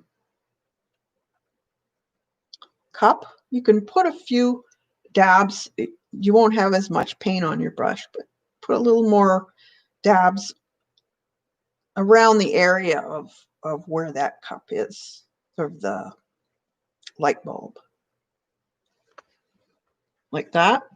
And you can do that with the other ones. Make sure that you have more concentration in the center though, and then less around the outer edge. So you want to see more of those grays and yellow tones on the outer edge.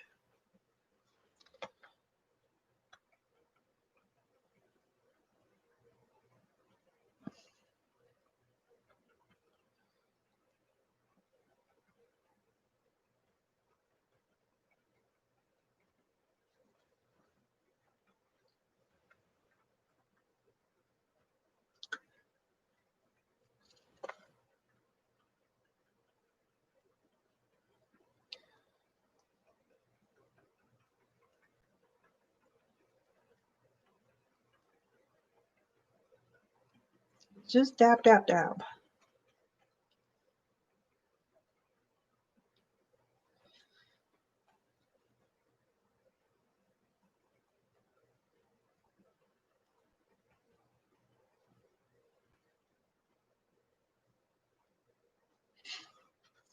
Forgot this guy.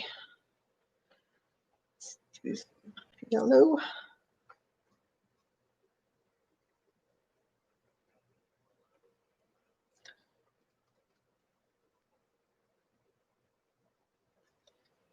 All right. So we want to make sure that's good and dry before we do the next step.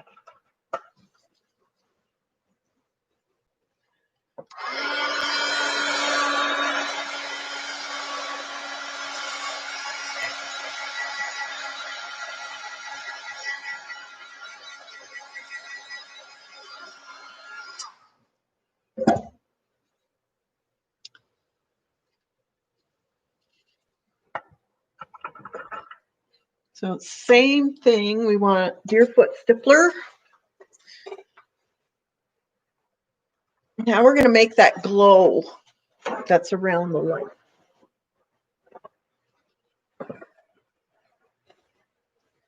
You want your stippler clean and as dry as possible, because now we're going to dry brush. We want that. We'll start off with the white. So we want just, see, there's just a smidge, and then dry brush off on a piece of paper. And then you can start going around the outer edge of your light.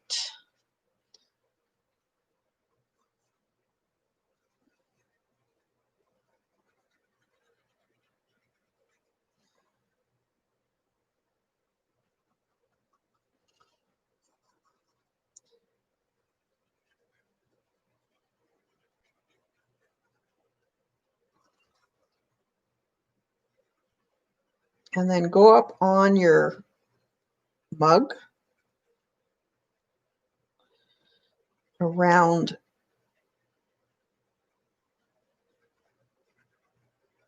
those stippling areas that you did, and just slowly bring it out.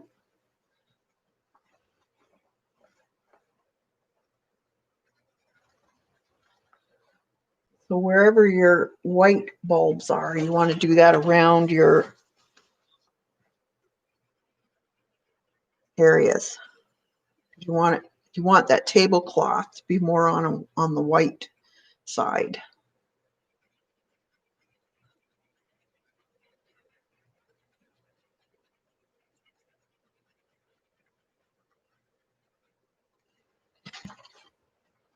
Okay, and then with the yellow, you want to take the same thing, do the same thing.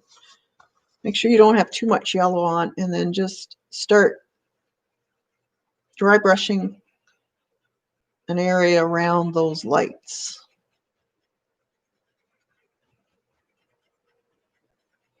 So you can still see your tablecloth, but the area is a little more yellow looking.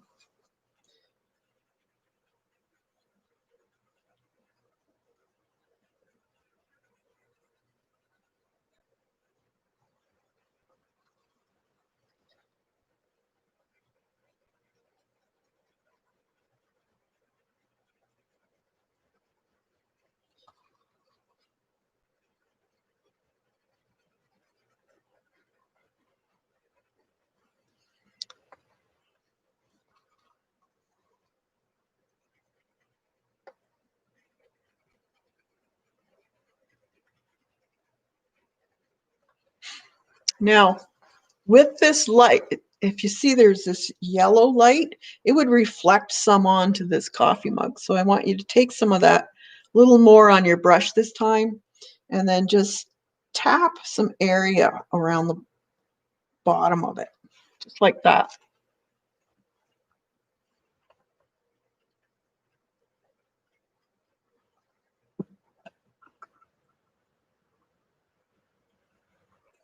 Okay. Now to give this, because this light bulb is so close to the cup, it's going to have a real sparkle on it. Make sure your area is dry. And then take your white paint pen, and where the side of that light bulb meets the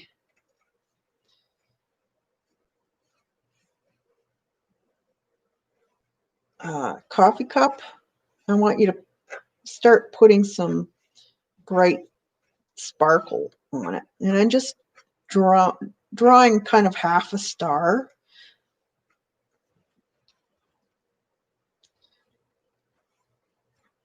And then just swiping it with my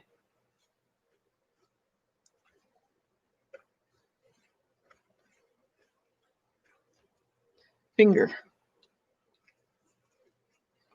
Okay. There we go.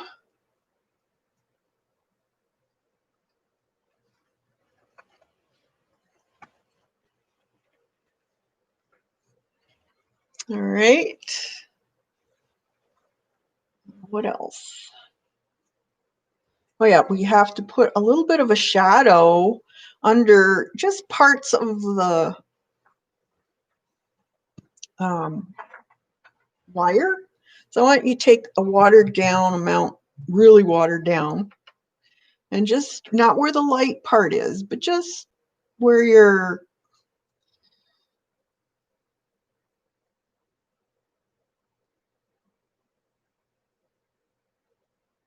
and I'm just squiggling more or less.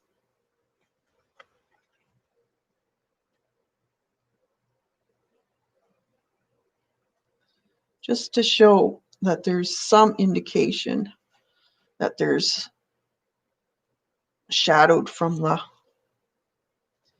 suppose that one there on the tablecloth. If you don't want to do that, you don't have to. I'm a real detailed person. I like detail. And let's see, is there anything else? I think we can well, mine, depending on how much shadowing you want on your marshmallow snowman, you can add more shadow. It's up to you. I think I want a little bit more in between here. So I'm just going to add just a smidgen more. Right in here.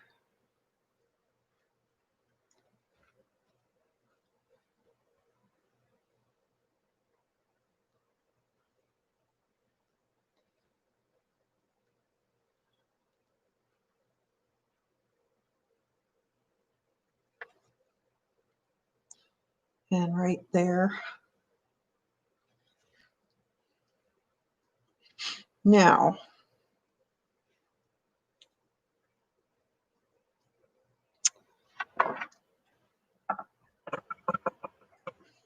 can get a dark brown marker and just add a little bit of dark circles around the ends, and that kind of makes them look a little more detailed.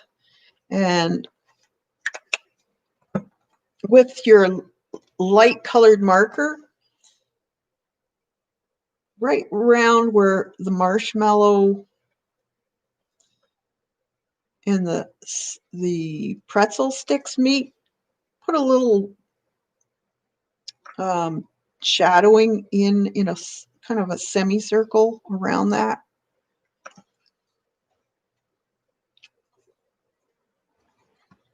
Might want to add a little bit dark. I think I'd like the darker. Just along the very edge of the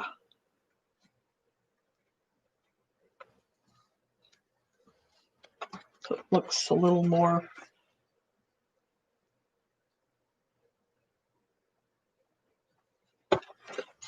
all right. And I think we're done. I think that's it for this. You see anything that I've missed? I think that's it. Just sign it.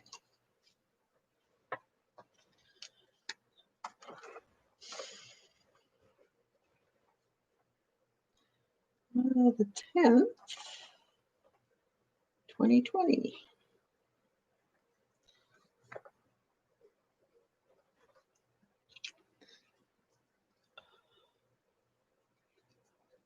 Thanks, Devin. Yeah, they're fun. Oh, I know what it was. These. You can just glue whatever you want on there. You can glue stars. You can glue. This is what I used. It's just the chipboard shapes, and I just painted them. So you can get bells. There's whatever you want. Stars. You could draw stars. All that work, and he will be done. Yep, he'll be melted shortly. Okay, so I'm going to show you a few things.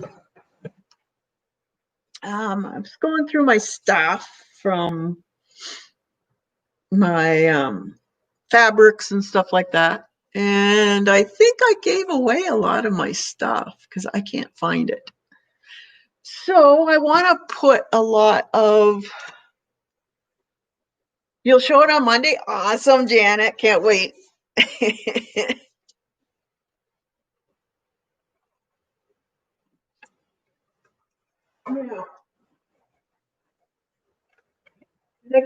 I gave away all my stitching books too, because I didn't think I was going to get it back into it. It goes to show things come back.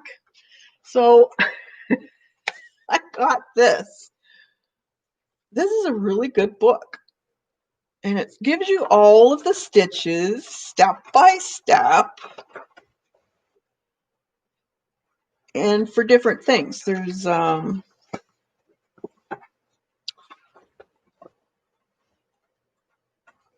even using tulle and advanced. There's left-handed in here too. Crazy quilt combinations, freeform embroidery, ribbon techniques, silk ribbon stitching, embroidery stitches, basics. That's a great book for anybody, really, if you're a beginner or somebody that hasn't done it for a while. So I got that, and then of course I had to get embroidery thread.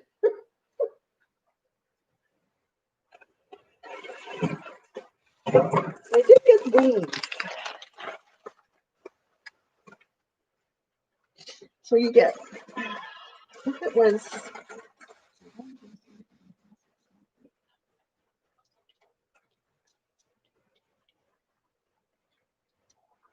I think there was 50 colors here with needles. That was a pretty good price. So I got that to start off with.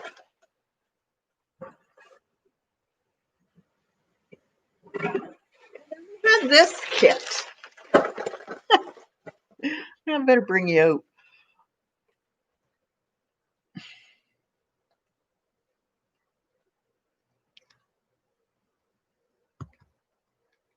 Because I want to get back and I want to put some mixed media in my paintings. So canvas paintings, I want to start using stitches to incorporate into my paintings. So this here has everything. This was only Canadian, 25 bucks.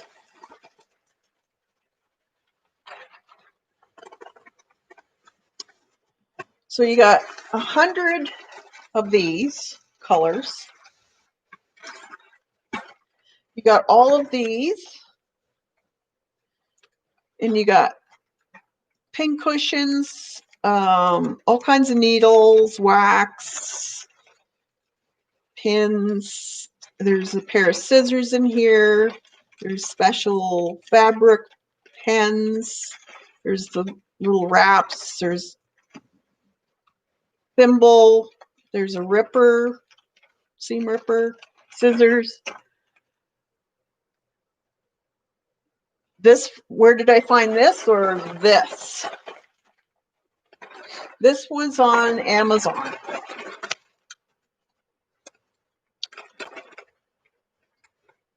I thought this would be also great for using in binding. It's a little different than your floss.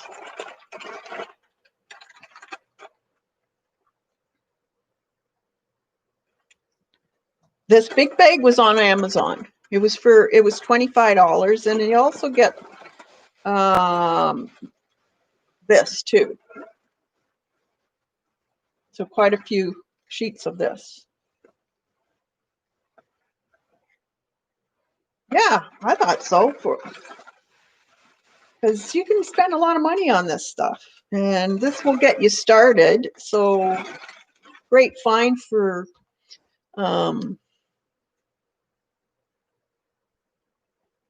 starting out embroidery kits. So it was an embroidery kit. Where did I put the bag? Oh, there's no number on it. But yeah, it was $25. There's quite a few if you look on Amazon. There's quite a few of these. This had everything, depending on how many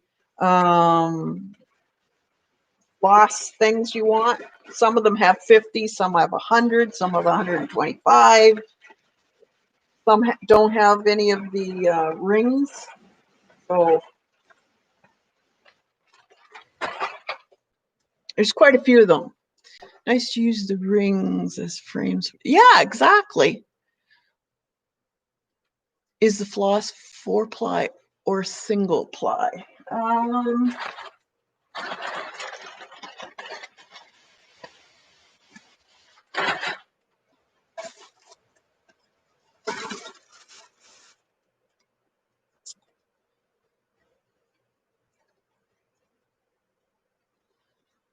It is more than 4. I think it's 6.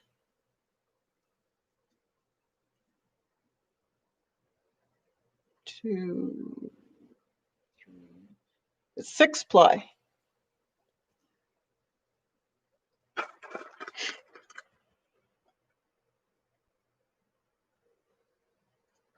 The large spools, yeah, that was on Amazon.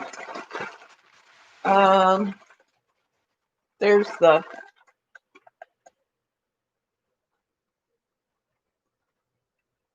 and it came right away. I didn't have to wait. They're cotton.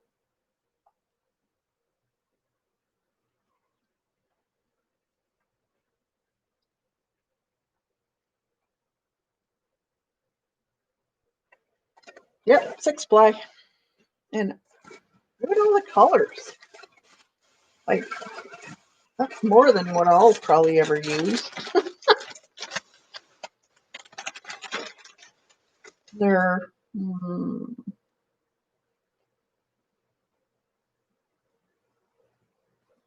doesn't give, well, you probably can't see it.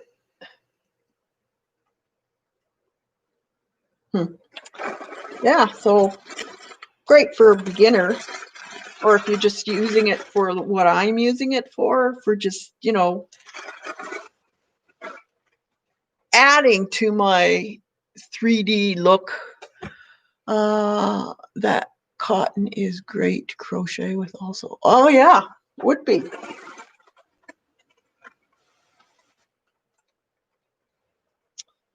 Yeah, and you could also just run it across a wax candle if you want to use it for binding.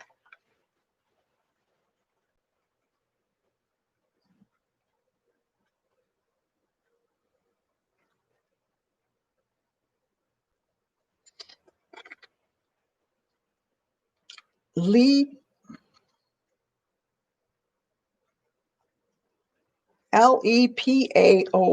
soft. 5-gram cotton balls. 48 of them in there.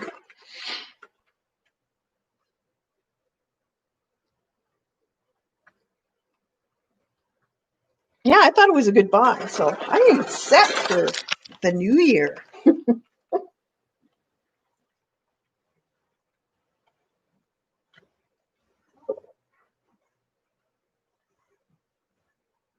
did get a book.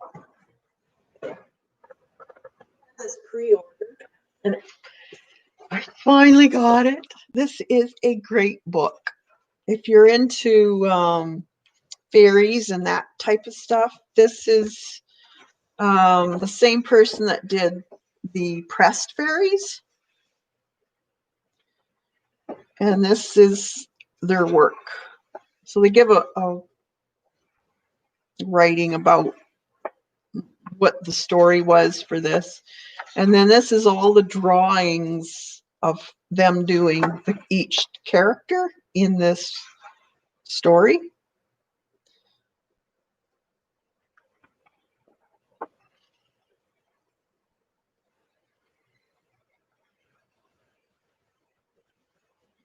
So I love this. It's quite a few pages. It's all the creatures. I just love the way they make these creatures up. I love doing this. I think it's so cool. So I want to try and start doing more of this too in the new year. Of doing the funny creatures. Well, you saw the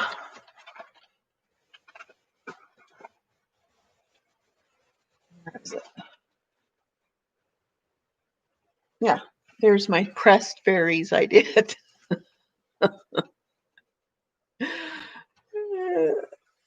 That was fun.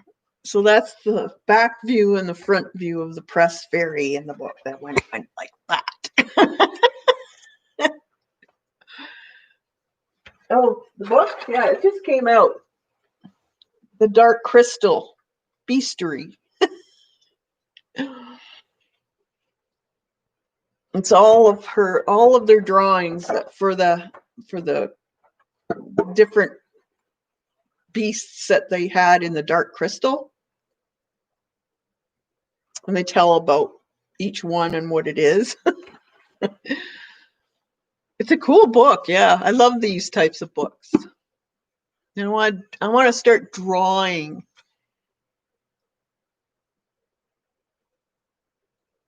more of this.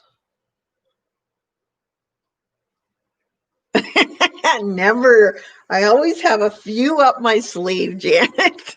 You should know that by now.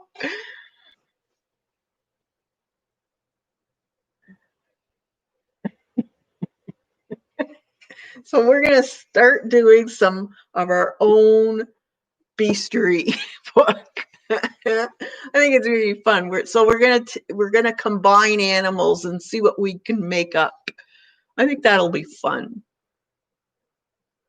That way, like, there's no worrying about if you can draw or not, because we're making up our own. So I'll just give you the basics of drawing through shape, and then we'll create our own cool beastries. Why not? That'd be fun. Maybe we'll make a story up.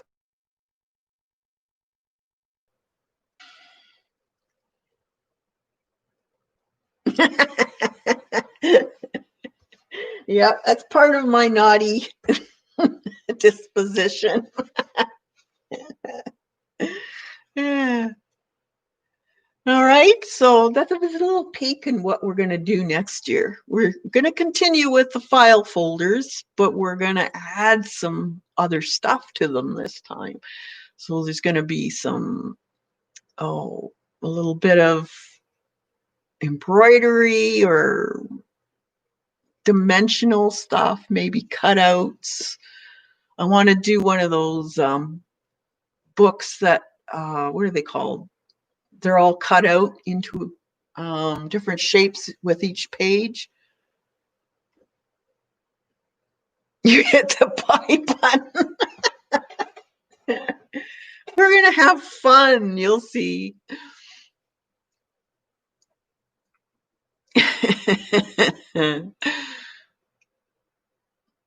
All right, so I've done enough damage for now. I'll put up the supplies I used for this one in the description. So give me a little bit before you go looking for it. And next week I'm not sure, we'll do another one. I'm not sure what I'm going to do. I'll work on that this weekend probably. For our members though, I do have the picture of what we're going to be doing are these little birds. These ones, or this one. So that'll be coming up. Probably try and get it out next week.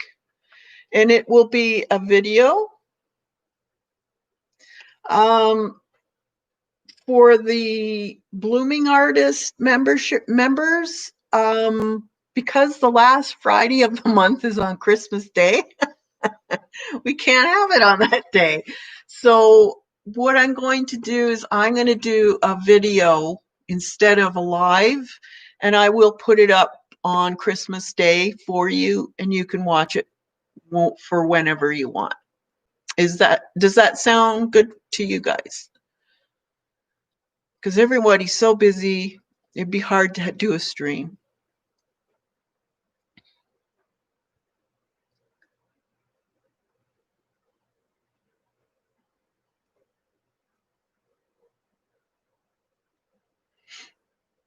So hopefully that's good for you, all that are in the Blooming Artist.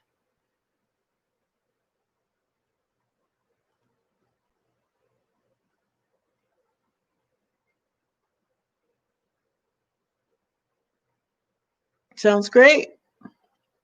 All right, we'll let you guys go, and we'll see you on the internet somewhere. And don't forget to stay creative. Get that journal out there and try and do one of these paintings. Get your feet wet. Have a great day and stay safe, everybody. Bye for now.